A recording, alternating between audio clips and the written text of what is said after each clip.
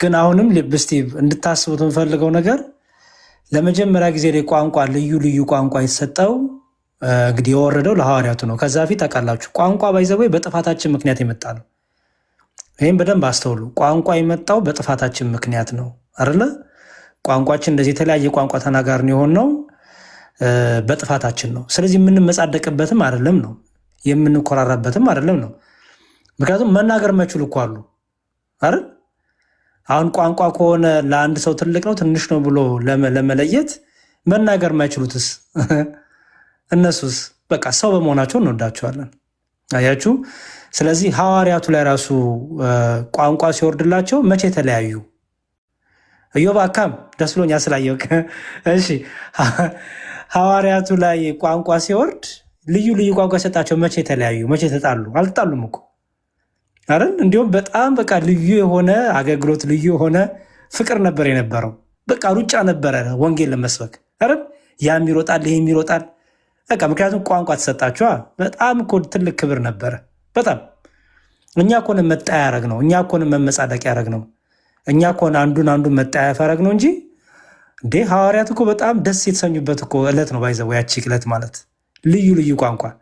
እኔ እንዲሁ አይዊሽ ኦሮምኛ ዛሬ እግዚአብሔር ገልጦልኝ የነ ዮባ የነ ወንዴ የነ ኤፍታ መንፈስ አድሮብኝ እውነት የእነሱን እግዚአብሔር የሰጠቁ ለእኔ ገልጦልኝ ዛሬ በኦሮምኛ ባለቤቴን ግራ ባጋቧት እውነት እሷን ደግሞ ሌላ ልዩ ቋንቋ ተገልጦላት በቃ እንደዚህ ባረግን በጣም እኮ ደስ የሚል ነገር ነው ባይዘወይ። እና ይሄንንም እያስተዋላችሁ አስተያየት እንድሰጡ ስለምፈልግ ነው። አሁን እንደ ክርስቲያንም ስለምናወራ እንደ ክርስቲያንም ቋንቋ ራሱ ውበት እንደሆነ፣ ቋንቋ ራሱ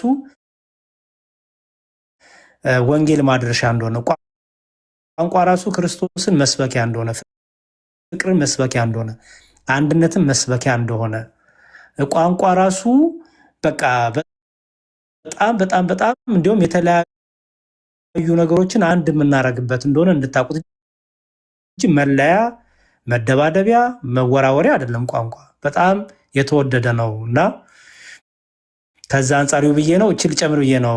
ወንዴ ቴንኪ በጣም ይቅርታ ጨርሻለሁ። ሁለተኛ ላውራው እንደዛ ሲሆን ዘረኝነት አሁን እቺ ከውስጣችን እቺን ቀላሏን ነገር ካወጣን ሌላው ነገር ቀላል። አሁን ያቃታችን እቺ ናት። እቺ ለምሳሌ ምን ገጠመኝ መሰለህ?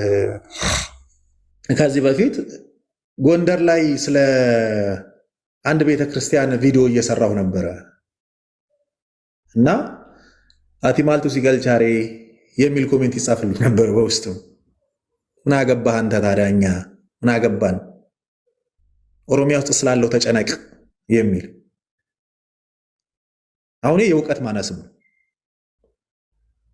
ይሄ። ሄዶ ብሔር ውስጥ መሸንቀር የሚያመጣው ድንቁርና እንደዚህ አይነት ድንቁርናዎችን ያመጣል። ስለዚህ መወያየት ካለብን በእንደዚህ አይነት መንገድ ላይ የተነጋገርን ከንጽጽሩን በስተጀርባ እንደዚህ ያሉ ፕሮግራሞችን እያዘጋጀን ብንናገር ጥሩ ነው ብዬ ነው።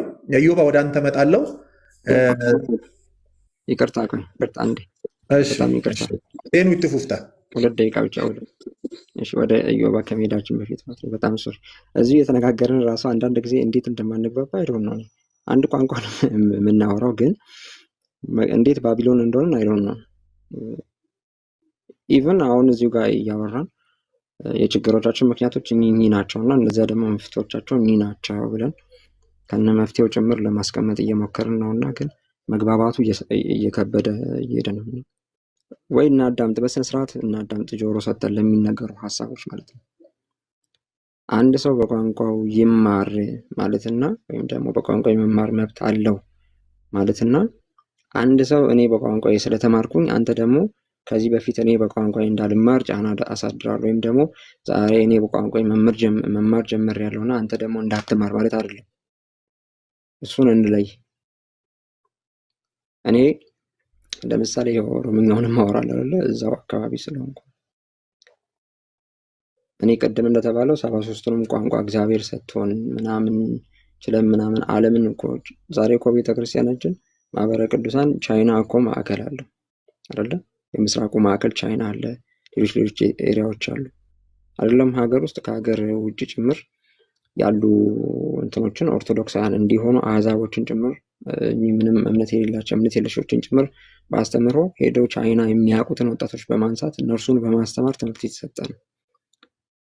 ሀገራችን ውስጥ ደግሞ ያሉ ቋንቋዎች ዛሬ ግዴታ ያስፈልጋል፣ ምንም ጥያቄ የለውም። ለምሳሌ ወንድዬ በቅርቡ እኛ 7 ሰዎች አስጠመቅን እና 7 ሰዎች ስናስጠምቅ ሄደን ያስተማርነው 3 ወንድሞች ነን። በኦሮምኛ ነው ያስተማርነው። በቃ በእውነቱ ድንግሊቱን ምልክ ኪዳነ ምሕረት በምታውቀው ማለት ነው። ሄደን ያስተማርነው በኦሮምኛ ነው። ኦሮምኛ ይሰሙ ስለነበር በኦሮምኛ አስተምረን ያስጠመቅናቸው። ስርዓተ ክርስትና የተፈጸመላቸው ማለት ነው። እግዚአብሔር ይመስገን።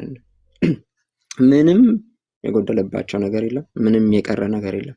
ከኛም ያነሰ ነገር የለም። ሄደን በኦሮምኛ በማስተማራችን አተረፍንበት፣ አገኘንበት። ኦኬ ጥቅም መጣልን። ወደ እግዚአብሔር መንግስት ሰዎች ተጨምሮ በመላእክት ዘንድ ደስታ ሆነ እንጂ ሀዘን አልሆነም። ያለቀሰ የለም በዛ ምክንያት ኦርቶዶክስ በመሆናቸው እነዚያ ሰዎች ሄደን በኦሮምኛ ስላስተማራቸው እንዲድኑ ካስፈለገ እኔ ለምን በሐመርኛ ቋንቋ አላስተምርም? ለምን በወላይተኛ ለምን በሲዳምኛ አላስተምርም?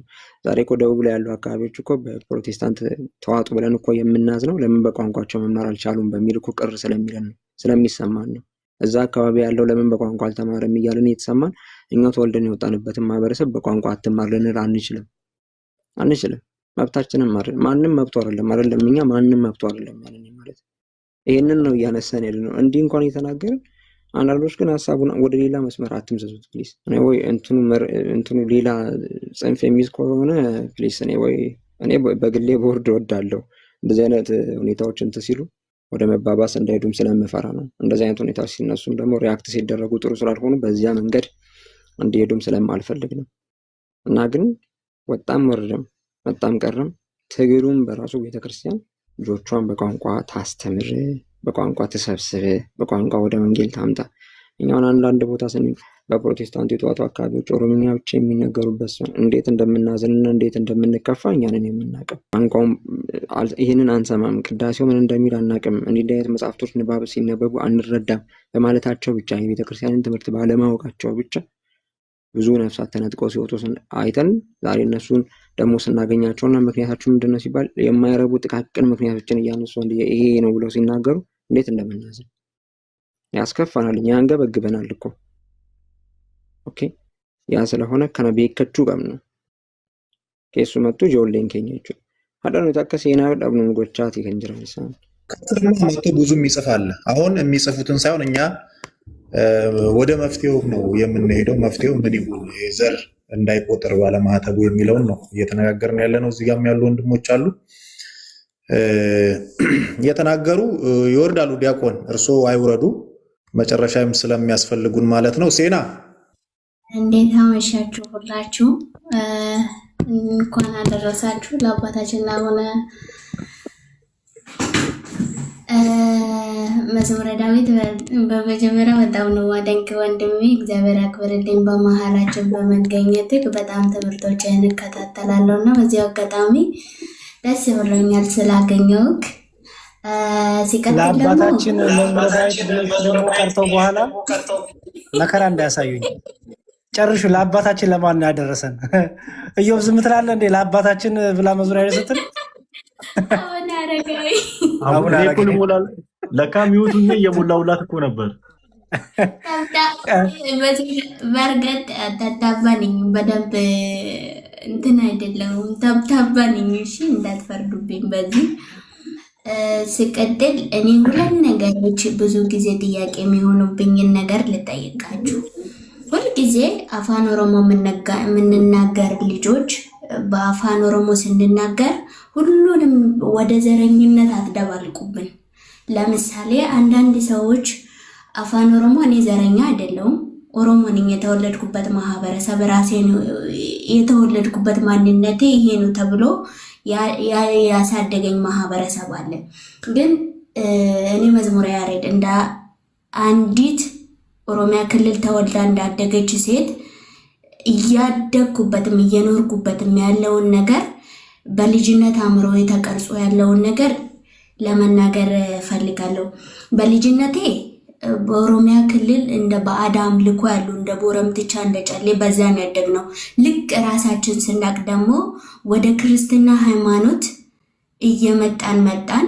ስንቀጥል ደግሞ አገልግሎቱ አሁን እናትና አባቴ ባሉበት በአፋን ኦሮሞ ተናጋሪዎች አፋን ኦሮሞ ብቻ የሚችሉ እናትና አባት ነው ያሉኝና ንስሐ ሲገቡ ይሄን አልችልም እንዲህ አልችልም ብሎ ንስሐችን ለአንዱ ተናግረን ለአንዱ ስንናገር ንስሐ በምንገባበት ጊዜ ይሄን ነገር እኔ እኮ አልችልም አፋን ኦሮሞ የሚችል ሰው ሲባል ሁላችንም የሆነ የኦሮምኛ ቃል በተናገረ ጊዜ ወይም ደግሞ ማህበረሰቡ የሆነ ጥያቄ በጠየቀ ቁጥር ዘረኝነት ነው ብላችሁ አትውሰዱ። ዘረኛ ያለውን የኦርቶዶክስ ልጆች ማህተብ ያሰርን ልጆች አለን። ግን አንድ ጥያቄ ከቤተ ክርስቲያን የምንፈልገው ነገር እኛ ያደግንበትን ሰፈር ያደግንበትን ማህበረሰብ ያደግንበትን የሚወክልን ቋንቋችን የሚችል ሰው መጥቶ ይረመድልን ሲባል አይ እናንተ በአማርኛ ለመማር ፈልጋችሁ ነው ዘረኝነት ነው ውስጣችሁ አለው ይባላል። ሁለተኛ ደግሞ ከሌላ ክልል መጥተው ሲያስተምሩን ያሳደጉን ከሌላ ክልል የመጡ ናቸው። እኔ እስከማውቀው ድረስ ይህን እድሜን እስከማውቀው ድረስ ከሌላ ክልል መጥተው ነው አባቶች ሲያስተምሩን ሲያስጠምቁን ንስሐም ክርስትናም ስንነሳ የነበረው። ግን እናትና አባቴ አርፈዋል፣ ነፍሳቸውን በአጸደ ገነት ይኑሩና እኔ ሶሻል ሚዲያ ላይ በተማርኩ በለቃቀምኳት ቃል ነው እናቴን ለቁርባን ያበቃሁት። እናቴ ቅዱስ ቁርባን እንኳን ወስዳ ስታርፍ ምንድን የተባለው እሷ ናት አፍጥና ይሄንን ቁርቢ ብላ የሞተችው ተብዬ ተወቅሻለሁ። ለምን ያላቸው ለቁርባን ያላቸው ትምህርት የደከመ ነው። በጣም የደከሙ። ለምን እሷ ናት እኮ እሷ ሄዳ እሳት ውስጥ ባትከታት እናቷ አትሞትም ተብያለሁ። እኔ ግን ሶሻል ሚዲያ ላይ የሶስት እንዲቹ በመማረው ነገር ቅዱስ ቁርባን ለነፍስና ስጋን ስትወስዱ በቃ ትክክለኛ ሃይማኖት መንግስተ ሰማያትን እናቴ ትወርስልኛለች ብዬ ነው። እናትን እህትና ወንድሞቼ ምንም አይነት የቋንቋ ትምህርትና እውቀት ሳይኖራቸው የሌላ እምነት ተከታዮች ናቸው። አባቴንና እናቴን አሳልፌ አልሰጥም ብዬ ከእህት ወንድሞቼ ተጋድዬ እናቴን ለስጋ በቃዋት እዚች ሶሻል ሚዲያ ላይ በመማረው የእግዚአብሔር ቃል ልቦናዬን ከፍቶ በሰጠኝ ነገር ነው። ግን እኔ አሁን ለምሳሌ ዘረኛ ነሽ ብትለኝ አይደለም። ግን እንደ ኦርቶዶክስ ልጅ ያቺ እዛ ጋር ነገ ህይወቷ የሚያልፋት እህቴ ታሳስበኛለች። እግዚአብሔር በሚያውቀው ውስጤ ታዛዝነኛለች እህቴ። ነገ ስትሞት ምንድነው የሚወስዳት እላለሁ። እናቴን እንደምንም ብዬ አትርፌያታለሁ። እህቴን በምናገርባት ጊዜ እናንተ የምታመልኩት እንዲህ ነው ትላለች። ለምን እኔም ባለመጋፈጥ በማለቻለ ነው አይደለ? ቋንቋውን ብትሰማ ብታውቀው እንደኔ ስልክ ገዝቼ ልኬላት እናንተ የምታስተምሩትን ትምህርት እኔ እናንተ ፍሬ ነኝ። በእርግጥ እናንተን ፍሬ ነው ለምጄ እዚች አማርኛ በመቻሌ እናት አባቴን ከገሃነመ እሳት ያተረፍኳቸው አይደል? እህቴ ምን አለበት ይሄን ቋንቋ ችላ ተምራ ከዛ ማህተቧን ካስበጠሷት ሰዎች ብትመለስልኝ እላለሁ። እኛ በጠየቅን ቁጥር ወደ ዘረኝነቱ ትገፋላችሁ። ከቤተ ክርስቲያን ውስጥ ያሉትም ደግሞ እኛ እንዲንን ስንባል አፋን ኦሮሞ ይማሩ ተባለ። በአፋን ኦሮሞ ቅዳሴ ይማርና በአፋን ኦሮሞ አገልግሎት ይሰጥ ከተባለ በኋላ በኦሮምኛ ቅዳሴ እንዲማሩ ተደረጉ። የኛ ልጆች በሚመጡበት ጊዜ ግን የነበሩት አባቶች ወልዶ ተዋልዶ የበዙበት ክልል ጊዜ ግን ለምሳሌ አንድ አባት ነበረ አያቴ ያመጣችው ተምሮ አደገ፣ እኛው ጋር ወለደ፣ አገባ፣ ማህበረሰብን ራሱን የቻለ ፋሚሊ ፈጠረ። ግን እኛ ከሌላ አፋን ኦሮሞ የሚችል ዲያቆናት ወይም ደግሞ አባቶች ተምረን አስመርቀን እዛ ቦታ ስናስገባ 45 ዓመት የቆየውን የንስሐ አባታችን የሆነው ቋንቋውን ሳቀው ማንነቱን ሳቀው እዛ ጋር ያሳደገኝን አባት ከቤተ ክርስቲያን እንዴት ብለን ነው የምናባረረው? በምናባረርበት ጊዜ እኮ እናንተ አማራ ጠሎች ናችሁ፣ እናንተ እንዲህ ብሔረሰብ ጠሎች ናችሁ እንባላለን።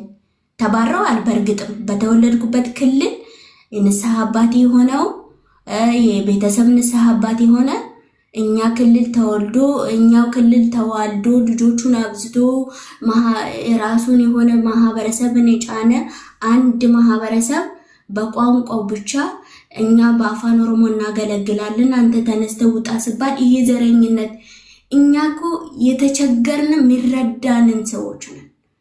ኦሮምኛ ተናጋሪዎች በቋንቋችን እንወቅ፣ እንስማማ፣ እናገለግል፣ ለጥያቄዎቻችን መልስ እንስጥ ነው እንጂ የዘረኝነትን ጥግ ወይኔ የዘረኝነት ፈውዝ ይኖርብን አይደለም። ምንም አይነት የዘረኝነት ምንም ነገር ዘረር ውስጥ ላለመግባት ምንፈልግ ልጆች አሉ።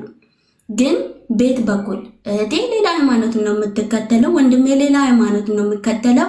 ለምን ኢሲን አፋንን ቤክተን በማታውቁት ንስሐ አትግቡ፣ ኑ ንስሐ እንዲህ ነው በክርስቶስ ብቻ ነው መዳን ተብሎ በቋንቋ ሲነገር እኔ ራሱ ማተቤን በጥሼ ሃይማኖቴን ቀይሬ ነበር። እንደገና እዚህ ሶሻል ሚዲያ ላይ በመማረው ነገር ተምሬ ከዛን ክርስትናን ሃይማኖት አውቄ እንደገና እንደ ልጅ እንደ ክርስትና እንደሚነሱ ተነስቼ አውቃለሁ። ቅደር ጥምቀት ተጠምቄ። ግን ይሄን በምንድን ነው የሆነው? በማማሬና መላእክት ማን ነው? ሰማዕታት ምንድን ናቸው? እግዚአብሔር ማን ነው? ስላሴ ማን ነው? የሚለውን ጥያቄ ስለመለስኩ ነው። በአፋን ኦሮሞ ለመጀመሪያ ጊዜ መጽሐፍ ቅዱስ ከፍቼ ሳይ ውስጤ የተሰማኝ ደስታ አሁንም ውስጤ ያለ። ለምን አፋን ኦሮሞ ተስማሙ ለመንፈስ ቅዱስ ይሄ ነው ፍቺው ሲባል ማለት ነው።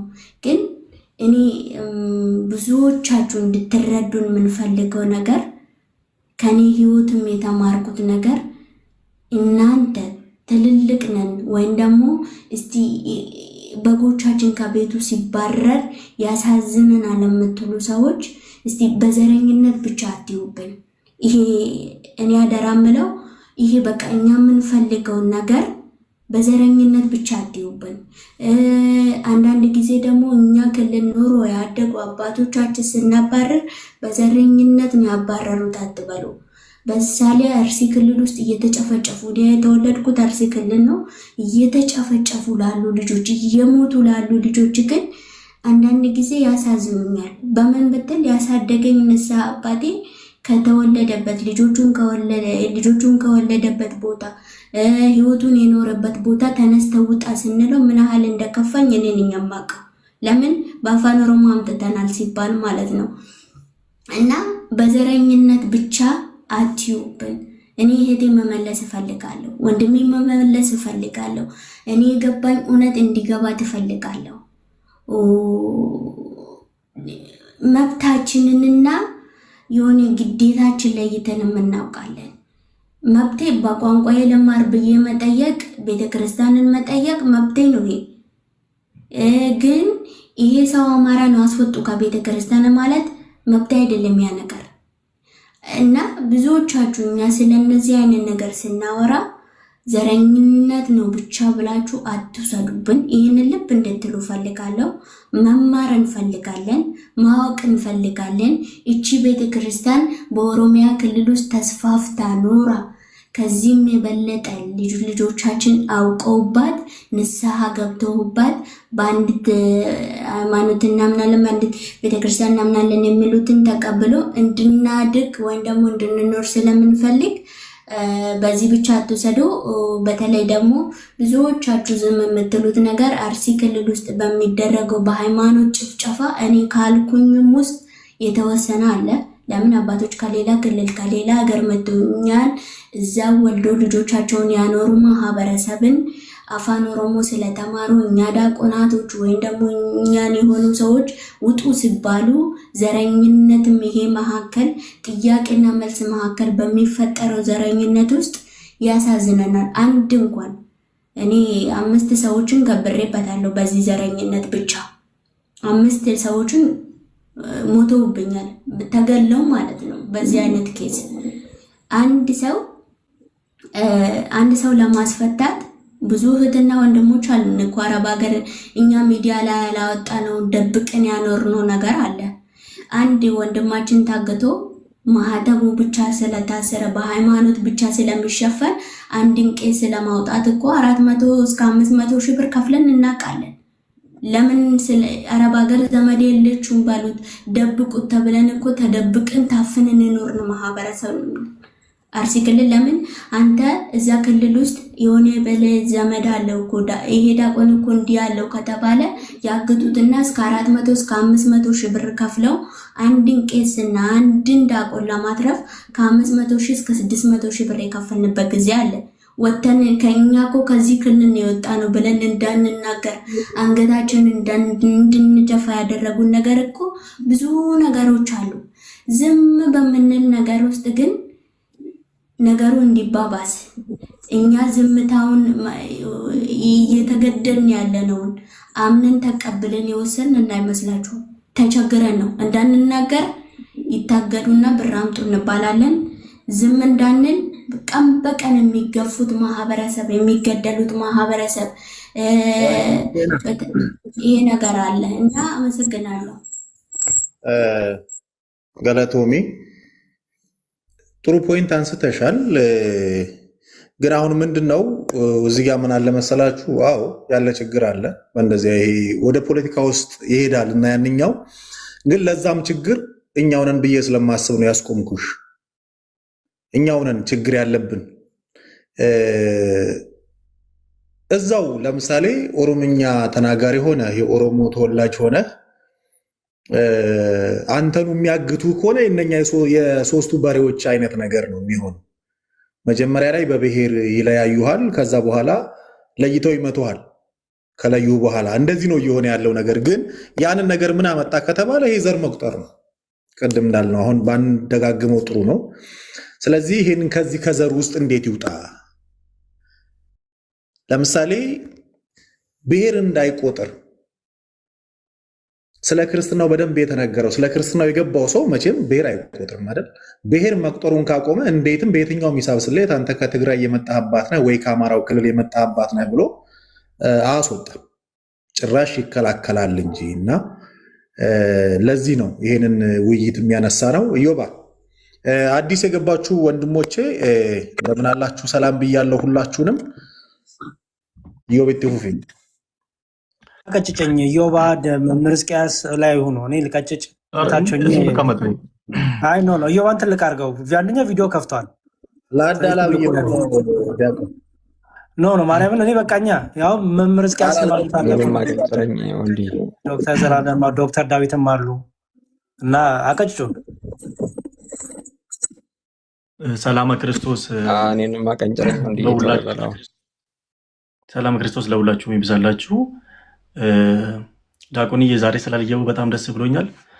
እንዴት ነው ክነት ከፍ ካለ ይህን ነገርን እንግዲህ እንዳንሳሳት ገና ነኝ እኔም ደስ ብሎኛል። ሁላችሁንም ሰላም ብያለሁ። መምህራንም ሁላችሁም እዚህ ውስጥ ያላችሁት ኦርቶዶክሳውያን በክርስቶስ ፍጹም ሰላም ብያችኋለሁ። ዛሬ እየተነሳ ያለው ሀሳብ በጣም አስፈላጊ ያየናል ነው። አሁን ውስጥ ያለነው ችግር ሁላችንም ይሄ ጥቂት ቀናት ውስጥ በጣም ብዙ ቦታ ብዙ ችግሮች እያየን ያለነውን ነው ስትናገሩ የነበረው እህቴ ሴናም ያለውን ችግር በደንብ ግልጽ አድርጋ ስትናገር ነበረና መፍትሄው ምንድን ነው? አሁን ሴና ችግሮችን ነበር ስትነግረን የነበረ፣ ብዙ ወንድሞችም ችግሮችን ነበር ሲነግሩ የነበሩትና ምንድን ነው ማድረግ ያለብን እኛ ኦርቶዶክሳውያን? ሁሌ ማልቀስ፣ ሁሌ እንባ፣ ሁሌ ችግር ብቻ ማውራት ሳይሆን ይሄ ችግር ዘለቂታዊ እንዲሆን ምንድነው ማድረግ ያለብን? የመጀመሪያ እኛ እምነታችን ከሁሉ ነገር እንደምትበልጥልኝ። በነገራችን ላይ መጀመሪያ ብሔር አይደለም፣ ብሔሩን ተውና ሀገር፣ ከሀገራችን እምነታችን ትበልጣለች። ከሀገር ብንሰደድ ሌላ ሀገር ሄደን እንኖራለን። ከክርስትና ከተሰደድን ግን ሞት ብቻ ነው ያለን። ስለዚህ ማስቀደም ያለብን እምነታችን ነው። እስቲ አንዳንድ ጊዜ እዩ፣ አጠገባችሁ ያለ ጓደኞቻችሁ፣ በስራ አጋጣሚ የምታገኙ ሰዎች ሩቅ ሀገር ያለው የማናቃቸው በመልክ ማንመሳሰል ሌላ ሀገራትን ለፍልስጤምና ለሌላ ሀገራቶች ሲጮታ ያላቸው አይደለ? ብዙውን ጊዜ ይሄ ነገር ምንድን ነው ብሏችሁ ካያችሁ በእምነት ስለሚገናኙ ብቻ። እናንተ ከዚህ መንቃት፣ አንዳንድ ጊዜ ብዙ ነገሮችን ከሆነ ነገር ሰው ከእንስሳ ይማር አይደለ? እንኳን ከሰው። ስለዚህ ያ ነገሮች ያደረጉት ለምንድን ነው? ለእምነታቸው ያለው ቦታ። እኔ እንኳን ከብሔር አሁን ብሔር ማለት ከብሔር ሀገር ይበልጣል አይደል? ከሀገር ደግሞ እምነት ትበልጣለች። እምነታችን እንዴት ማደን አለብን? የምናድንበት ብዙ መንገዶች አሉ። አንደኛ ያለንበት አካባቢ አሁን ይሄ ሰሞን ምዕራብ ሸዋ ለአገልግሎት አንድ ማህበረ ቅዱሳን ልጅ ጋር ሄጄ መስተዳደሩ ሙሉ ሌላ እምነት ናቸው። ኦርቶዶክስ በጣም ብዙ ያለው ኦርቶዶክሳዊ ማህበረሰብ ያለበት ቦታ፣ ፖለቲካው ላይ ግን የለን።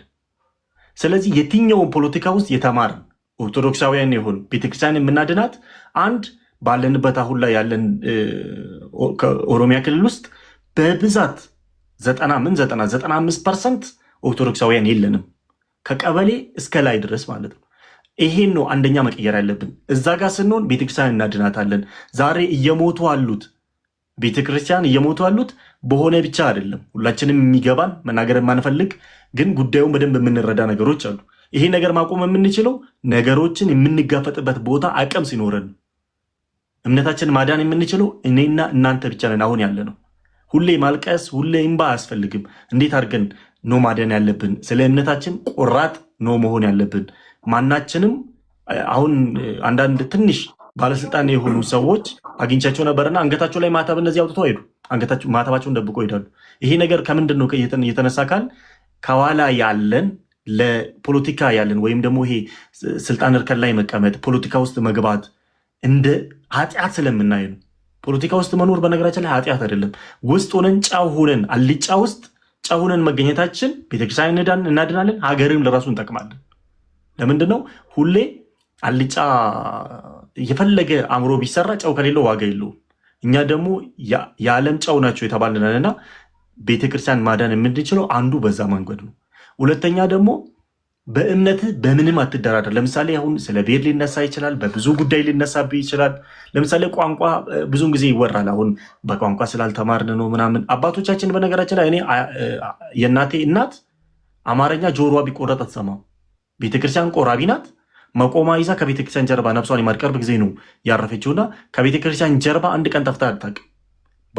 በኦሮምኛ የሚያስተምራት ካህን ኑሮ ዲያቆን ኑሮ መርጌታ ኑሮ አይደል። እንዲሁ በጣም ጠንካራ ነበሩ አንዳንዶቻችሁ አያቶቻችን። ዛሬ እርግጠኛ ነኝ 70% ኦሮምኛ አገልጋዮች አሉ ኦሮሚያ ክልል ውስጥ። በብዛት እየሄድን ነው፣ ለአገልግሎት እንሄዳለን፣ በብዙ ነገር እንሄዳለን። 70% አሁን ድረስ 70% ኦሮምኛ የሚችል ከሌላ ቦታ የመጣው እንኳን ኦሮምኛ እየቻለ ነው። በዛሬ ንባቡ የቅዳሴ ንባቡ ወደ ኦሮምኛ ተተርጉሞ እየተነበበ አንዳንድ ቦታ በራሳቸውም በሆን ብዙ ነገር እያደረጉ ነው በኦሮምኛ። ያ አይደለም አሁንም እየተሰራን ያለ ነው። ትልቁ ፖለቲካ ነው እየተሰራብን ያለው። እምነቷን እንድንወጣ ከእምነቷ ውስጥ እንድንጠፋ ትላንትና ቤተክርስቲያን ውስጥ ሆኖ የበግ ደም ለብሶ እኛ ውስጥ ሰንበት ትምህርት ቤት ውስጥ እየተሰገሰጉ በብዙ ነገር ነው እምነቱን ሊያጠፉ ሲሞክሩ የነበሩት። አሁን ደግሞ በፖለቲካ ለምንድነው እምነቷ የእናንተ አይደለም? አይታችሁ ከሆነ አሁን አንዳንድ በብዛት ኦሮሚያ ተናጋሪዎች በጣም ተረዱኛላችሁ። ኦሮሚያ ክልል ያደጋችሁ ልጆች ይሄ እምነት ያንተ አይደለም የዚህ ብሔር ነው ተብሎ ነው የሚነገር በብዛት ማለት ነው። ይሄን አሁን ላይ ብዙዎቹ ይሄን ነገር ቃል በቃል ማሸነፍ ከቻሉ በኋላ ደግሞ ፖለቲካ ይሰራባል። ሌላው ኦርቶዶክሳውያን የሆናችሁት ሌላ ክልልም የትም ቦታ የምትኖሩ ሰዎች ለምሳሌ በኦሮምኛ መዝሙር የሚዘምር ስታገኙ ብሔርተኝነት እንዳይመስላችሁ፣ ወይም ደግሞ በኦሮምኛ ንባብ ሲያነብ መጽሐፍ ቅዱስ ቅድም እህቴ ያለችው ነገር በጣም ብዙን ጊዜ ኮሜንት ስራ ያለው በጣም ክርስቲያን የሆናችሁት ምንድነው ስሙ የቅዱሳንን ስዕል አድርጋችሁ የሆነ ነገር ሲናገሩ ነገርየው ለራሱ በደንብ ሳትረዱ ወደ ብሔር የምትወስዱ ሰዎች አሉ። ኦርቶዶክሳውያን ሲያሸበሽብ ለራሱ ካየ መክረህ ልታስተካክለው እንጂ የሚገባው ያ ክርስቲያን ወንድም ነው።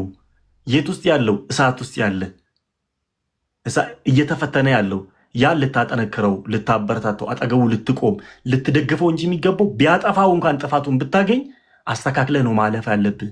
ለምን ልክ እንደ እነዛ መልካቸው እንደሚለያይ ላሞች ለያይቶ ጅብ እንደበላው ለያይቶን ልበሉ በጣም ብዙ ነገሮች እየተሰራብን ነው። ያን ክፍተት ልንሰጣቸው አይገባም። ያን ክፍተት አሁን ምንድነው ስሙ ትምህርት ማጣት ምናምን ቀር አሁን በዛ ወጥቷሉ። ኦርቶዶክስ ትላንትና የነበረች ቦታ አይደለም ያለችው አሁን ላይ። በትምህርቷን በጣም ጠንካራ ነው። ትላንትና ሰው ማርያምንና ክርስቶስን ለይቶ ማያቅ ነበር ብዙዎቹ። በዛ ነገር ብዙዎቹ አሁን ዛሬ ላይ ገበሬው እንኳን ክርስቶስንና ማርያምን ለይቶ በደንብ አድርጎ ያስረዳል። ያ አይደለም። አሁን በፖለቲካ ነው በብዙ ነገር ኦርቶዶክሳውያን ጫና እየተደረሰበት አለው። በብዙም ኦሮሚያና ደቡብ ክልል ውስጥ ያለው ነገሮች ማዳን የምንችለው እርስ በርሳችን ስንተባበር፣ አንድነት ሲኖረን፣ ኦርቶዶክስ ወንድም አጠፍቶ ቢያገኝ ከመተቸትና ሌላ ነገር ውስጥ ከመግባት በፊት በውስጥ ማናገር ሞክሩ። በጣም ምጽዋት ክፈሉ። ይሄ እምነታችሁ ነው። ዋጋ አንድ ለሰው እያዳንክ ያለው ለሰው መሰናክል ከምትሆን ብታድነው ለአንተም ይበጃል። ለምን ለልጅ ልጆች የምታወርሰው እምነት ይኖራል። ያለበለዚያ ልክ እንደ ብዙ ሀገራት ምዕራባውያን ላይ እምነት ጠፍቶ እንደምናገኝ ኢትዮጵያም ወደዛ ነገሮች እንዲሄድ ነው ብዙ ፑሽ እያየናለ ነው። ያን ደግሞ ማጥፋት የምትጀምረው አናሳ ኦርቶዶክስ ያለበት ቦታ ነው የሚጀምረው። ሰሜን ሄደህ ይሄን ቃል ብትናገር ማንም ይሰማ የለም። በፖለቲካም በእምነትን ጫና የምትፈጥረው ነገር የለም። መፍጠር የምትችለው አናሳ ኦርቶዶክሳውያን ያሉበት ቦታ ነው። ይሄን ደግሞ እኛ ያለውን ችግር ጥቂቷን እኛ ማድረግ የምንችለው እኔ ምንድነው ማድረግ የምችለው? ኢዮብ ነገ የሆነ ነገር ሲያደርግ ለምን የምንኖርበት አካባቢ ብዙ ነገሮች ሊሆን የሆነ ነገር ሲያደርግ ኢዮብን ሁላችንም በምንችለው መጠን እሱን መመለስ መሞከር ያለብን። ለምን ወንድሙ አንገቱ ላይ ክር አለ፣ ኦርቶዶክስ ነው፣ ሊበላ መንገድ ላይ ነው ያለው። ወይም ስቶ ሊሆን ይችላል። ለምን ቃላቶቹ አንድ መምህር የሚናገር ወይም ደግሞ አንድ ሌላ አካል የሚናገረው ኦርቶዶክስ ሰምቶ ነገርየውን ስቶ ሊሆን ይችላል። ያን አስበን ልንመልሰው ልናግዘው በብዙ ነገር እኔ ወንድም ነኝ፣ ኦርቶዶክስ ወንድም ነገ ያቺ ተስፋችን ኢየሩሳሌም ሰማያት አብረን የምንወርስነን የነገ ቤታችን አንድ አይነት ናት። ዛሬ እኛ ምድራዊ ነን፣ ግን በሰማይ ሁላችንም የማንለያይበት አንድ ክርስቶሳውያን የተባልንን ብለን ነው ማሳመን ያለብን። መምህራኖች አሉ ብዙ ጉዳይ የሚናገሩት። ሰዓቱን አራዘምባችሁ አመሰግናለሁ። ይሄ ሀሳብ ግን መነሳቱ ብዙዎቻችን የሌለንን ግንዛቤ እንዲኖረን ያደርጋል። አመሰግናለሁ። እስቲ ወንድምየው ቴንኪው በደንብ ገልጸዋል። አሁን እንደውም በነገራችን ላይ ግን አንድ ነገር ማለት እንፈልገው ምንድን ነው ይሄ ለኦሮሚያ ተናጋሪዎች ደግሞ ለኦሮሚያን ብቻ አይደለም። በነገራችን ላይ ብሔርን ከሃይማኖት አስበልጠው እያሉ ሁላችን ውስጥ የሚያለ ነው። በነገራችን ላይ ሁሉም ጋለ፣ ትግራዩም ጋለ፣ አማራውም ጋለ፣ ኦሮሞም ጋለ፣ ሌላው ጋርም አለ። ብሔርን ከሃይማኖት አስበልጠው የሚያው በቃ ለእናንተ ለሁላችሁም ነው ይህንን ውይይት ያዝ ነው። አሁን እዚህ ጋር የቋንቋ ጉዳይ ወይ የወንጌል ጉዳይ አይደለም። በቃ ቤተ ክርስቲያን ከምንም ከምንም ከምንም በላይ ነች። ከምንም እምነት ከምንም በላይ ነው። ስለዚህ ስለሌላው ነገር ስንናገር አሁን ኦሮምኛ ተናጋሪዎች ላይ ብቻ ወይም ደግሞ ኦሮሚያ ላይ ብቻ እያተኮርን አይደለም። አማራው ጋርም ይሄ ችግር አለ። አማራነቴ ይበልጥብኛል ከሃይማኖቴ ከማህተቤ የምትል የለች እንዲ ያሉ እኮ በጣም ብዙ እኮ አለ። ስለዚህ ለሁላችንም ነው። ወንድሞች ቅድም ያው ሰላም ብያለሁ። መምህር ዳዊት እንኳን ደህና መጡ። እንደምን አሉ? ሰላም ይሁን። ሰላም ብያለሁ። እግዚአብሔር ይመስገን። ሀሳቡን በደንብ አለው ይሰማል። እንትን ኔትወርክ ኦኬ ሯሯጥኩ ነበርና ትንሽ ትንፋሽ እንትን ያለኝ ለዛ ነው። ፋም ብሪዚንግ ሃርድ ግን ምናልባት ከተፈቀደልኝ አንድ ሁለት ነገሮች ለማስቀመጥ ነው። እሺ እንግዲህ በጣም እሺ መጀመሪያ ይሄ መድረክ ስለተዘጋጀ በእውነት በጣም ሁላችንም ማመስገን እፈልጋለሁ። እንደዚህ ያለ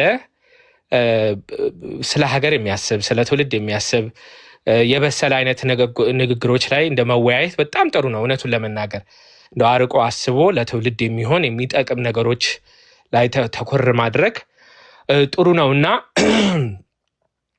አንዳንድ ነገሮችን ከዚህ ጋር ተያይዘው እንደ ለዲስከሽኑ ይጠቅማል ብዬ የማስባቸውን ነገሮች ለማስቀመጥ ነው። መጀመሪያ ምንድን ነው መጨረሻ ወንድማችን ባለው ላይ እንደ ሀሳብ ለመስጠት ነው እና እምነትን ስንማር ወይ ሃይማኖትን ስንማር መለየት ያለብን ነገር አለ። እምነት፣ ሃይማኖት ዶግማቲክ ነገሮች አሉት በውስጡ። የምናምነው ነገር ሃይማኖት እስከሆነ ድረስ ያንን እምነት ግን ሪፍሌክት የምናደርገው ካልቸራሊ ስፔሲፊክ በሆነ መንገድ ነው። ይህንን መታወቅ አለበት እና ሁላችንም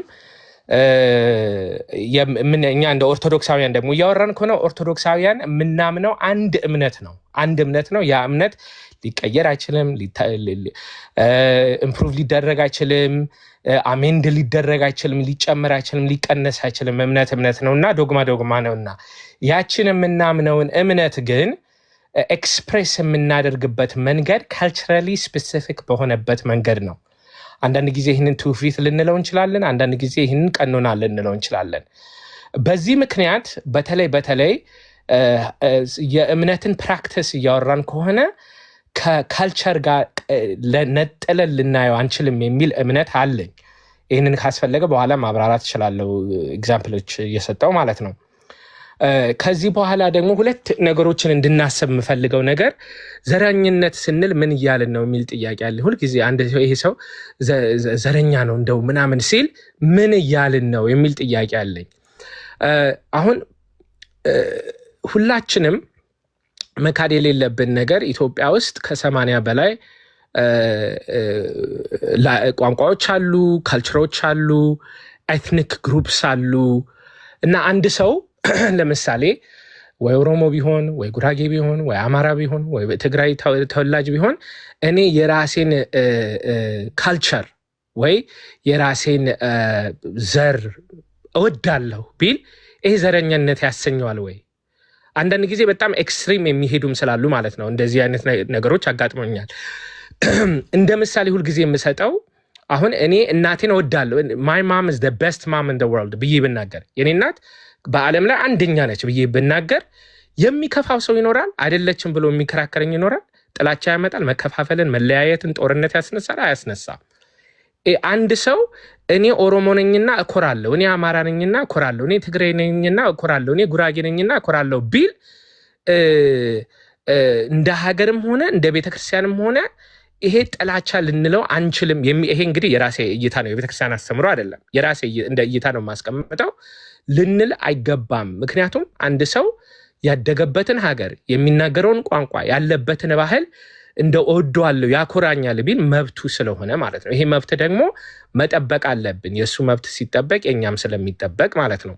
ችግሩ ታዲያ የቱ ጋር ነው ስንል አሁን በእናት ቀደም ባነሳሁት ምሳሌ የኔ እናት በዓለም አንደኛ ነች ብዬ ከዛ ደግሞ አለፌ ካንተ እናት ትበልጣለች ብል የኔ እናት አንደኛ ነች፣ እሺ፣ ግን ካንተ እናት ትበልጣለች፣ እንደውም ያንተ እናት ምንም አይደለችም እንደዚህ የሚል አይነት ንግግሮች ደግሞ ባመጣ አሁንስ አዎ ጦርነት ያስነሳል፣ አዎ ድብድብ ያስነሳል። ለምን ከአንድ ሰው እንደ ባህሉን ከማክበር አልፎ ወደ ስድብ ልክ ወዳልሆነ ነገር ሄድን ማለት ነው። እዚህ ላይ ነው ችግሩ ብዬ ነው ማምነው እኔ በዛሬው ጊዜ እንጂ አንድ ሰው ኦሮሞ ስለሆንኩ አማራ ስለሆንኩ ጉራጌ ስለሆንኩ የምናምን ቋንቋ ተናገሬ ስለሆንኩ እኮራለሁ ብሎ በዛ ብቻ ስለተናገረ ሳይሆን ያለው በአሁን ጊዜ የምናየው ክፍፍል፣ መለያየት፣ ጦርነት የኔ ካንተ ይበልጣል የሚል ግሩፕ ስለተነሳ ነው። ይህንን ደግሞ እንደ ቤተክርስቲያን መቃወም አለብን። እንደ ሀገር ብቻ ሳይሆን ቤተክርስቲያን ጦርነት የሚያስመጣ ነገር፣ ጥላቻ ያለው ነገር ስለምትቃወም ምንም ሆነ ምንም ይሄ ተገቢ አይደለም፣ ልክም አይደለም። አንድ ከዘረኝነት ጋር ተነስቶ አንድ መጠንቀቅ ያለብን ነገር በታሪክ እንደው ፕሊስ የጣሊያን የጻፉትን ታሪክ በ1930ዎች አካባቢ በደንብ አድርገን ብናነብ ፕላን ተደርጎ አንዱን ከአንዱ ጋር እንከፋፍላለን፣ ያልተደረገውን ተደረገ፣ ያልተጻፈውን ተጻፈ፣ ያልሆነውን ሆነ ብለን ሰውን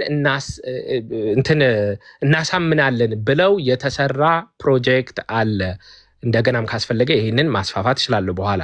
ስለዚህ በአሁን ጊዜ የኔ እይታ ነው እንደ ተመራማሪ ታሪክ እንደማጠና ሰው ሶሉሽኑ ምንድን ነው ብንል በዛሬው ጊዜ ኢትዮጵያ ውስጥ አንድ ሰው የሂስትሪ ዲፓርትመንት ሄጄ በሂስትሪ ወይ ማስተርስ ወይ ፒኤችዲ ዲግሪ ይሰራለሁ ብል ዲፓርትመንቱ የለም።